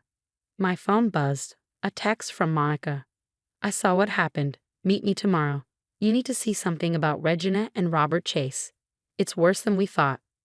I touched my throbbing cheek, the sting of humiliation replaced by a surge of rage and determination. Regina may have humiliated me tonight, but she had made the biggest mistake of her life. Nobody hits me in front of my colleagues, my mentor, and my brother, and gets away with it. From the parking lot, I could see Regina through the ballroom window, already back to her secretive texting while Marcus hovered protectively. My baby brother was in danger, whether he believed it or not, and I was done playing nice. The next morning, I met Monica at a quiet coffee shop downtown. She slid a USB drive across the table. Security footage from Chase Industries, she explained. Dated 3 months before Regina met Marcus, she wasn't just an employee, she was Robert Chase's top corporate spy. My hands trembled as I plugged the drive into my laptop. The video showed Regina sitting confidently in a boardroom with Robert Chase. Target his sister first. Chase's voice echoed through the speakers. Marcus Matthew trusts her too much. Once she's out of the picture, he'll be vulnerable. My phone buzzed. Lisa was calling. Dr. Matthew, I stayed late at the office last night. Regina was there, copying files from Marcus's computer. I filmed everything. The video she sent showed Regina downloading confidential documents, client lists, bid amounts, blueprint specifications. It was everything Chase needed to destroy Marcus's company. That's not all, Monica added. The pregnancy? It was a setup. Chase's records show she got fertility treatments 2 weeks before meeting Marcus.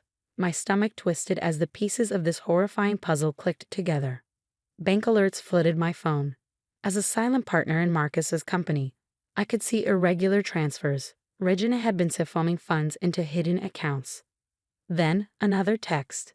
Miss Matthew needs to back off. Accidents happen to nosy doctors.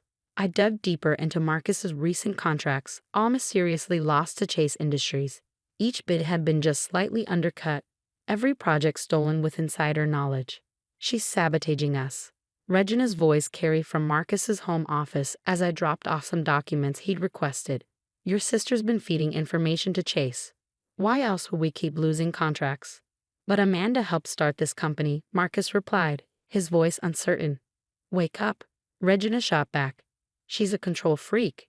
Why do you think she caused that scene at my shower? I closed my eyes, hearing my mother's voice in my mind. Protect your brother, Amanda.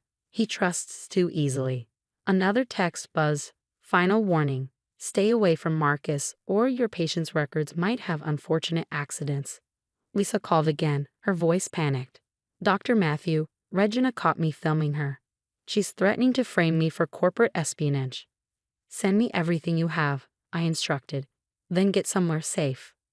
Hours later, I had the full picture. Evidence of Regina meeting Chase weekly at a private club. Documents showing she destroyed 3 other companies the same way. bank records revealing millions in payouts. The final piece?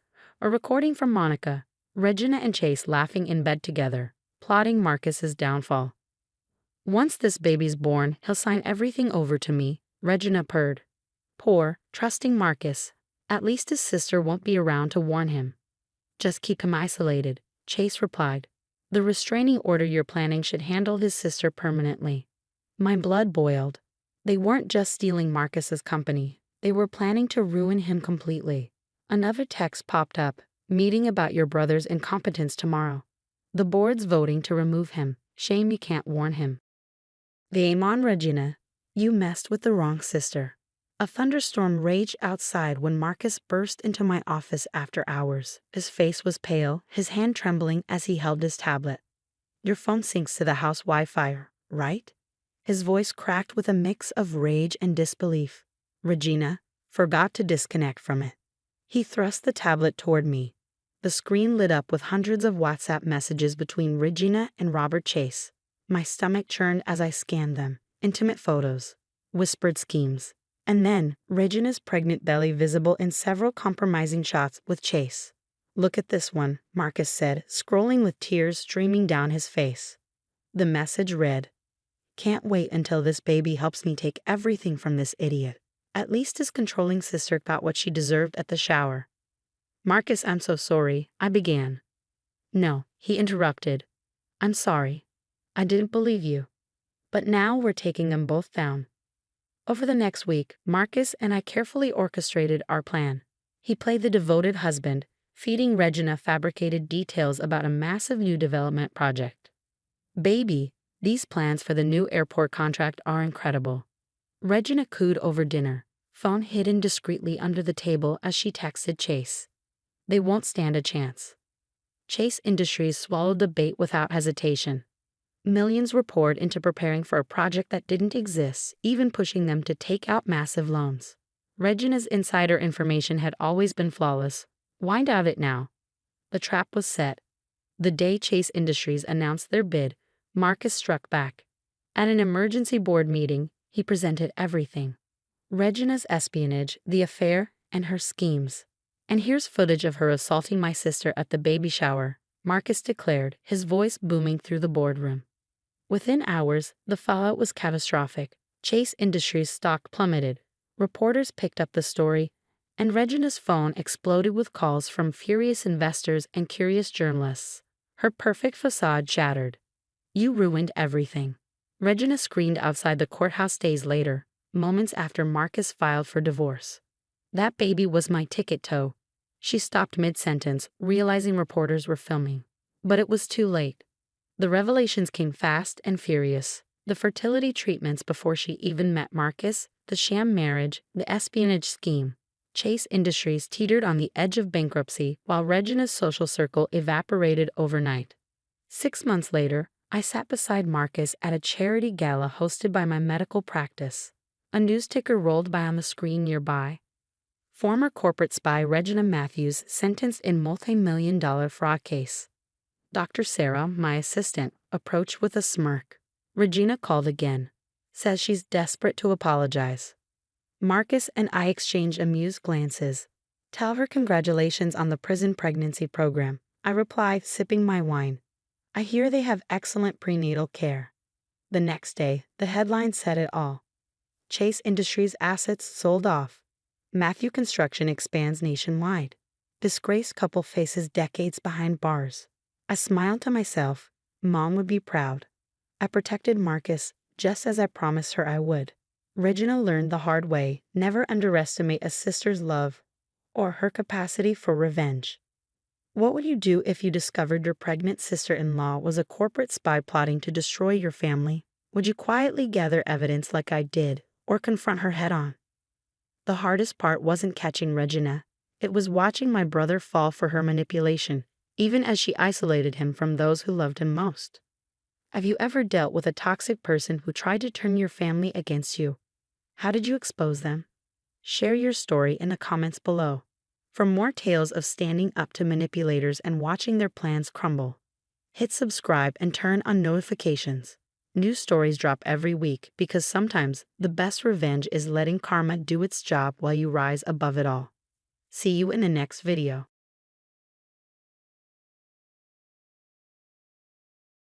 Hi, I'm Mary, a 32-year-old marketing executive at Palmer and Re Agency in Chicago. Looking back now, I can't believe how blind I was to all the red flags. You're glowing today. Must be that new promotion. My colleague David said as I walked into the office that morning. Thanks, Ethan's taking me out to celebrate tonight. He says he has big news too. That was 3 years ago. Ethan Wheeler seemed perfect when I met him at a corporate event. Charming, successful, and ambitious. Within a year, we were married.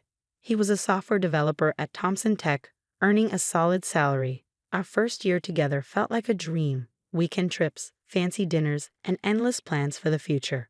You really hit the jackpot with this one, Mary, my sister Rachel would say. But she had no idea how quickly things would change. It started when Ethan lost his job. At first, he spent hours networking and dabbling with a gaming channel. Then came the expensive purchases. It's an investment in our future, babe. Gaming is huge right now. I could make triple what I earned at Thomson, he'd insist. I believed him. I took on extra work to cover our bills while he chased his dreams. Then I got pregnant with Lily. You're spending how much on a new graphics card? I demanded one night, staring at our drained account. You don't understand the industry. I need top-tier equipment to compete, he shot back. His mother, Patricia, chimed in. Ethan knows what he's doing. Stop pressuring him. But I wasn't blind. I could see the hours he spent streaming and the way he snapped at me over interruptions. My best friend Jessica noticed too. When was the last time he even looked at you during dinner? She asked one evening. He's just focused. His channel is gaining traction.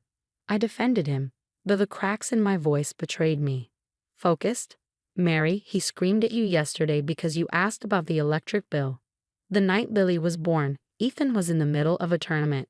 He showed up 3 hours late, phone in hand, still streaming. Look what you made me do, he muttered as he walked in. I was about to win. Do you know how many subscribers I just lost? A week later, David found me crying in the break room. Everything okay, Mary? You seem different lately. Just adjusting to motherhood. I lied, hiding how I'd been covering Ethan's share of the mortgage for months. If you ever need to talk, he offered gently. I didn't realize then that David would become one of the few people to help me see the truth. The unraveling began the night I landed in the hospital. Postpartum complications, skyrocketing blood pressure, severe dehydration. Lily was with my mom, screaming for formula we couldn't afford because Ethan had spent our last dollar on gaming equipment. Please, Ethan, I texted from my hospital bed. Lily hasn't eaten in hours. Can you pick up formula? Can it wait? I'm in finals. $5,000 prize pool. I'm in the hospital, I replied. She needs to eat. Please. Order delivery or something. Almost at 100K viewers. My hands shook as I tried calling him, but it went straight to voicemail. Hours passed. Jessica found me sobbing in the dark, still hooked to an IV. Where the hell is Ethan? She demanded. Why isn't he answering his phone? It died. I murmured, embarrassed. He's in a tournament. Jessica's face turned red. A tournament? Your wife is in the hospital, your baby needs food, and you're gaming? An hour later, Jessica's furious post went viral. Gaming streamer abandons wife in hospital. Newborn without formula to play tournament. At Ethan Wheeler. Is this what you call family content? The fallout was swift. Sponsors dropped him. Viewer counts plummeted. Ethan showed up the next morning fuming. You ruined everything. Do you know how hard I worked for those sponsorships? They're all gone now. Our daughter needed food, Ethan. I needed you. I was about to win enough to fix everything. Now we're screwed. That's when my phone rang. It was the bank. Mrs. Wheeler, this is Michael from First National. We need to discuss some loan applications under your name. What loans? My stomach sank. The home equity line, 3 personal loans, and 2 credit cards, all opened in the last month. I never applied for any loans. They have your social security number and electronic signature. Patricia stormed into my hospital room mid-conversation, her face red with fury. How dare you humiliate my son like this? He was building a future for your family. By stealing my identity? By remortgaging our house without telling me? I shot back. He needed that money for his career. You've never supported him, always nagging about bills and baby stuff while he's trying to work, she spat. Rachel arrived just in time to witness the outburst. Her presence was like a lifeline. Get out of my sister's room before I call security, Rachel said firmly, her phone already recording. You'll regret this, Patricia hissed, blaring at both of us. Rachel helped me gather my composure and evidence. Together, we documented everything. Screenshots of Ethan's spending, Patricia's threats, the loan documents. This isn't just about the hospital anymore, Mary. This is fraud, Rachel said. I need a lawyer, I whispered. No, Rachel replied, her tone steady. What you need is a plan, and I'm going to help you make one. Amanda Chen's office felt like a sanctuary after weeks of chaos. David had recommended her, saying she specialized in cases like mine. These aren't just gaming purchases, Mary, Amanda said, pointing to the bank statements spread across her desk. This is a pattern of online gambling, thousands of dollars spent on offshore sites. My hands trembled as I stared at the transactions, but he said it was all for equipment. Look at these timestamps. They match the hours he claimed he was streaming, Amanda explained. Jessica helped me dig deeper. Together, we uncovered more. Dozens of fraudulent loan applications bearing my forged signature. Each discovery felt like another betrayal. Your credit score is tanking, Jessica warned as we downloaded my credit reports. We need to document everything. Then David dropped another bombshell. His friend, a financial investigator, had uncovered even darker truths about Ethan. Mary, you need to meet Tom from Thompson Tech. He has information about why Ethan really left. When I met Tom, his revelation made me sick. Ethan hadn't just been laid off. He'd been caught redirecting client payments into personal accounts.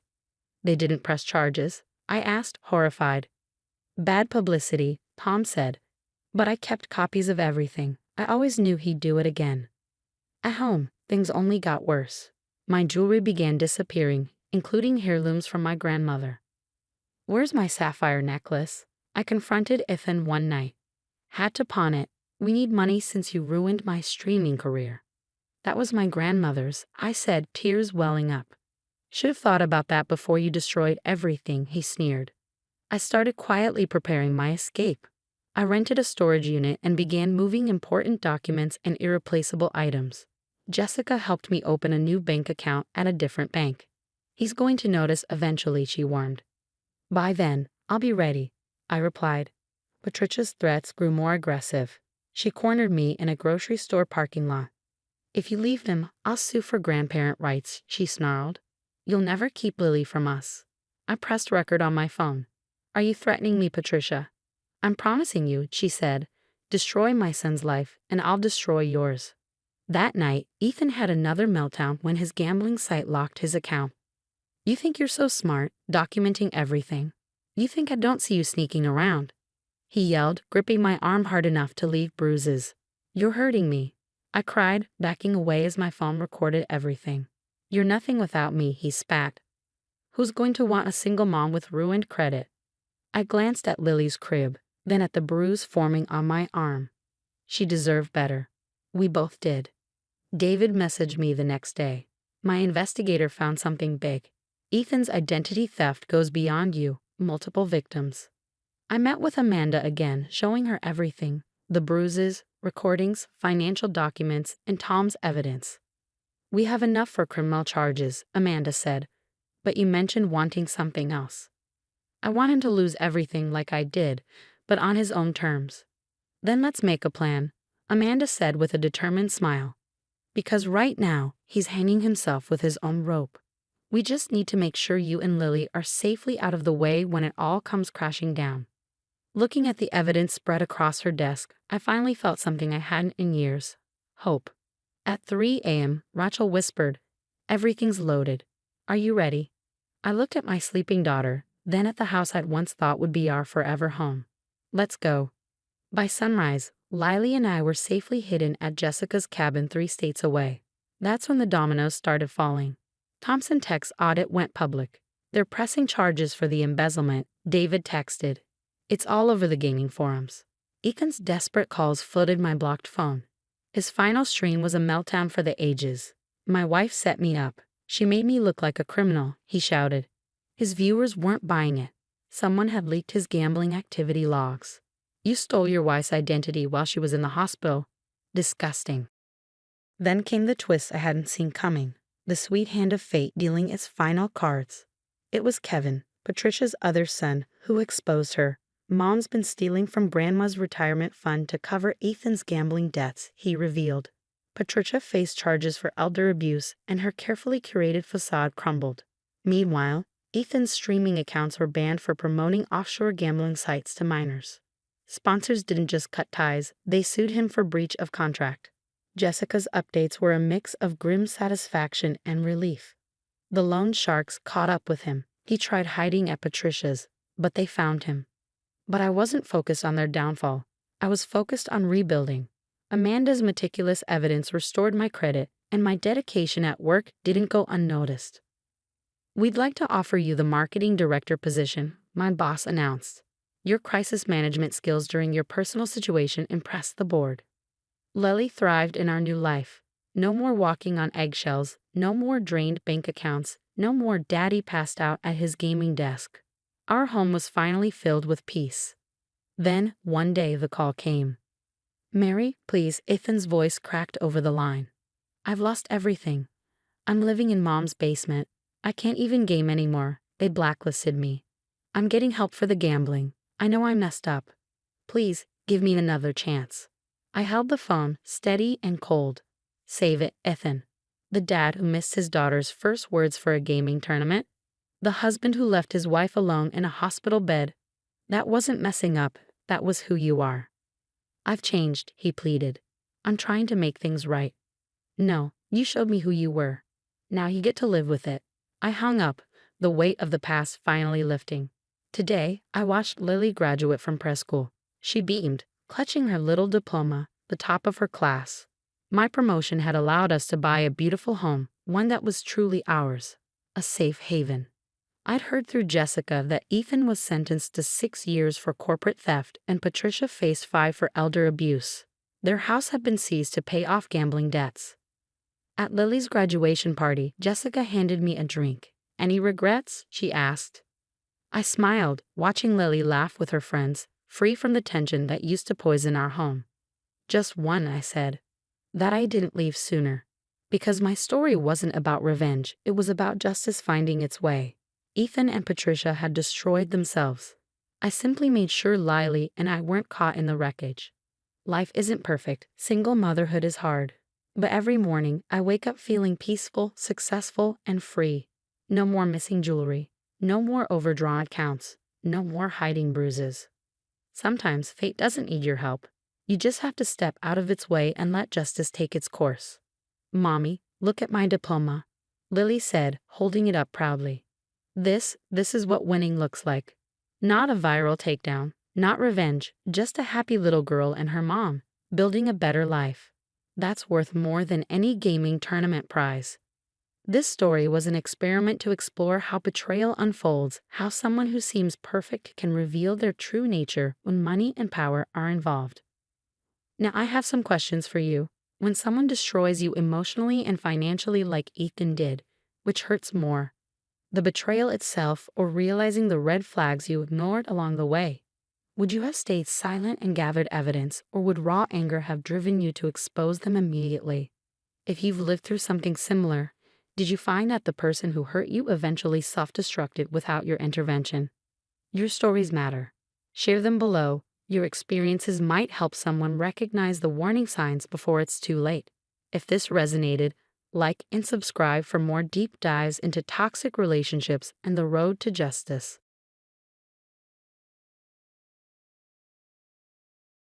Hi everyone, I'm Alva Williams, a 28-year-old marketing executive at a major tech company in Seattle, and I have a story to share with you all. Just another busy Monday at work. Emma called from her desk next to mine. Ava, you seriously need to see these analytics reports. The client meeting is in an hour. My phone lit up with a message from James. Hey beautiful, dinner tonight? Got something special planned. That something special turned out to be the most amazing proposal at our favorite Italian restaurant. James got down on one knee, and I couldn't stop crying happy tears. You're the love of my life, Ava. Will you marry me? Yes, 1,000 times yes. I jumped into his arms, not caring that everyone in the restaurant was watching. Emma squealed when I showed her the ring the next day. It's gorgeous, girl, but did James pick this out himself, or did Patricia help? Why do you say it like that? I replied. Just have you noticed how his mom always has to be involved in everything? Remember when she accidentally showed up at your anniversary dinner? I brushed it off then, but Emma had a point. Within a week of our engagement, Patricia was already taking over. Darling, I've already called the Westbrook Hotel. They are holding their grand ballroom for us, she declared. But Mrs. Reynolds, James and I were thinking of a garden wedding. I replied, oh, sweetie, outdoor weddings are so casual, and please call me Mom. My own mom, Diana, noticed my stress during our weekly lunch. Baby, you're not looking happy for someone who just got engaged. Mom, I don't know what to do. Patricia's steamrolling every decision. She even tried to pick my wedding planner. You know I raised you alone after your father left, and I taught you to stand up for yourself. Don't let anyone rob you of your joy. Things got more complicated when James and I started house hunting. Honey, why look at downtown apartments? Patricia interrupted our conversation. There's a lovely house next to us in the suburbs. Mom, Ava's office is downtown, James replied, but his voice lacked conviction. Later that night, I confronted James gently. Babe, I notice you rarely disagree with your mom. She just wants what's best for us, Ava. She's always been there for me. But shouldn't we make our own decisions? Emma's words from earlier that day echoed in my head. Ava, I love you, but you need to open your eyes. This is just the beginning. If you don't set boundaries now, Patricia will control your entire marriage. Looking at James's conflicted face as he checked another message from his mom, I felt my stomach twist. I was madly in love with him, but Patricia's shadow seemed to loom larger every day. The woman even had opinions about what coffee maker we should register for. As I lay in bed that night, I couldn't shake the feeling that my dream engagement was slowly turning into something else entirely. It's totally normal to have mother-in-law drama, I told myself, but deep down, I knew this was different. This was just the tip of the iceberg, and I had no idea how right I was. Black is much more appropriate for someone with your history. Patricia's words echoed through the bridal boutique. My hands trembled as I clutched the white lace gown I'd been dying to try on. What exactly are you implying? My voice shook with anger. Well, darling, I've heard about your college years, 3 boyfriends. White is for pure brides. The boutique owner's jaw dropped. My mom started to speak up, but Patricia cut her off. Diana, perhaps you should have provided better guidance. Single motherhood must have been challenging. I called James immediately after, tears streaming down my face. Your mother just humiliated me in front of everyone. Baby, I'm sure she didn't mean it that way. Mom's just traditional. Traditional? She's telling people. I'm not pure enough for a white dress. Later that week, Emma rushed into my office, her face pale. Ava, you need to see this.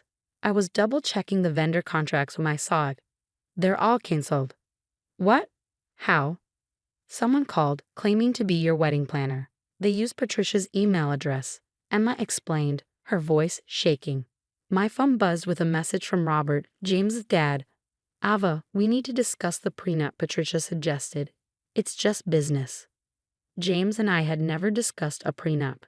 That evening, I discovered something far worse. Screenshots of my private Instagram messages circulating among James's relatives.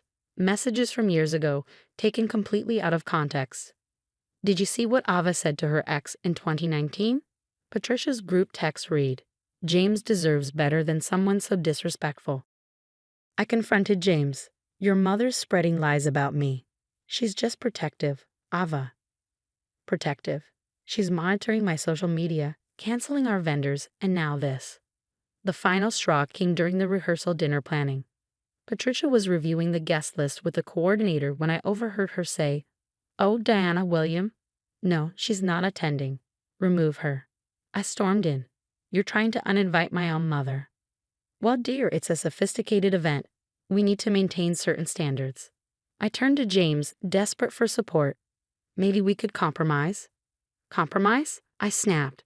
She's alienating my mother, spreading lies about me, and trying to force me into a black wedding dress. When will you stand up to her? Patricia smiled that condescending smile. James knows I only want what's best for him. Unlike some people, I've always put my son first. I looked at James, waiting for him to defend me. His silence spoke volumes. You know what? I grabbed my purse. Keep your black dress and your prenup. I need time to think. As I drove away, my phone exploded with messages from Patricia sent to the family group chat. See, she's unstable, just like I warned everyone. Emma called immediately.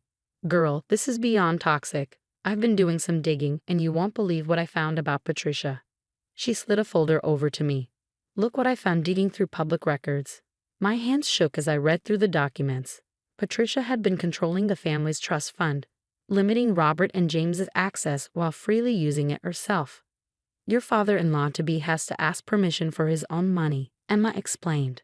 I scrolled through more files, and those loans James gets, they're his own inheritance. There was more. 3 other ex-girlfriends had reached out after my social media post. Listen to this text. One of them wrote, Patricia told everyone I was cheating. I lost all my friends. I marched into James' office that afternoon, evidence in hand. Babe, we need to talk. Now. I spread out the messages, documents, and photos. Your mom destroyed all your past relationships. Here's proof. She's doing the same thing to me. James's face went pale as he read through it. This can't be. Mom wouldn't. His phone rang. Patricia's name lit up the screen. I grabbed his hand. Don't answer it. For once, just listen to me. Tears formed in his eyes. All these years, she said she was protecting me. She's controlling you, James. She's using your inheritance as a leash. But she's my mother.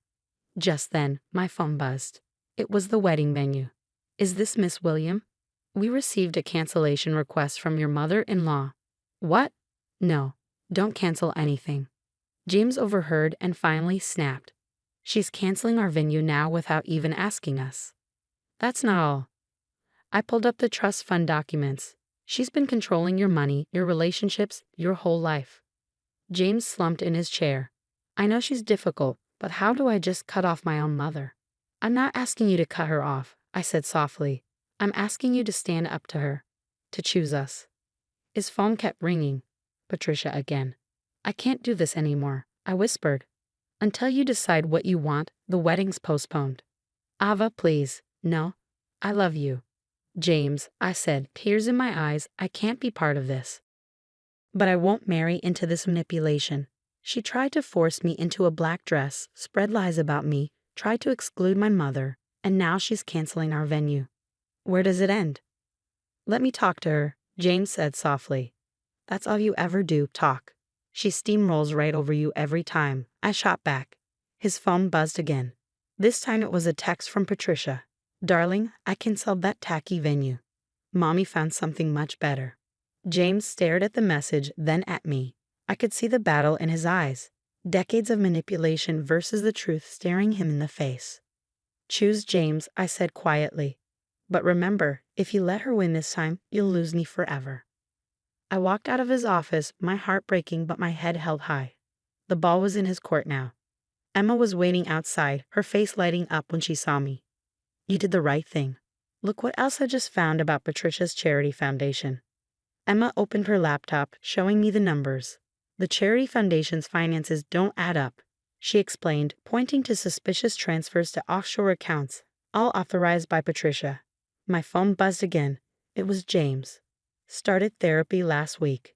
Doc says mom's behavior is textbook narcissistic control. I'm so sorry I didn't see it sooner. That's great, babe, I replied. I'm proud of you. Emma interrupted my thoughts. Ava, it gets worse. The foundation money, most of it, went to high-end casinos in Vegas. Within weeks, everything unraveled. Robert discovered credit card statements showing Patricia's massive gambling debts. She'd been embezzling from the foundation to cover her losses. James's voice echoed in my mind as I read. My whole life is a lie. She controlled everything, my money, my relationships, even my career choice. The foundation board meeting was explosive. Mrs. Reynolds, can you explain these unauthorized transfers? Someone asked. Patricia's carefully maintained facade cracked. How dare you question my integrity? I built this foundation. But the evidence was irrefutable. The board chairman announced, "We're launching a full investigation and contacting the authorities." That evening, the local news ran the story. Prominent socialite Patricia Reynolds under investigation for charity fraud. The next day, Robert filed for divorce. "She gambled away our savings," he told James. "I'm done." The country club canceled Patricia's membership. Her society friends stopped taking her calls. Her carefully crafted world crumbled. 6 months later, I walked down the aisle in my dream white dress, my mom beaming from the front row. James stood tall, finally free from his mother's shadow. "You look pure and perfect," he whispered as I reached him. Patricia wasn't there. She was too busy meeting with her criminal defense lawyers. We honeymooned in Hawaii. While the headlines read, "Patricia Reynolds pleads guilty to embezzlement." The last I heard, she's facing jail time. Her friends abandoned her. Robert's divorce settlement left her nearly broke, and her reputation was in ruins. Meanwhile, James and I bought our dream downtown apartment. He's thriving in therapy, setting healthy boundaries. I got promoted to marketing director. "You know what's funny?" James said last night, showing me another news article about his mom's downfall. "She tried to control everything so tightly, she ended up losing it all. While we're here, happier than ever." I smiled, thinking about our journey. That's the thing about toxic people. Sometimes the best revenge is just living well and letting karma do its job. The headline on his phone read, "Disgraced socialite Patricia Reynolds sentenced in multi-million-dollar charity fraud case." Karma indeed. What would you have done if your future mother-in-law demanded you wear a black wedding dress, claiming you weren't pure enough for white? Would you have stood your ground immediately, or tried to keep the peace for your partner's sake? Drop your thoughts in the comments below.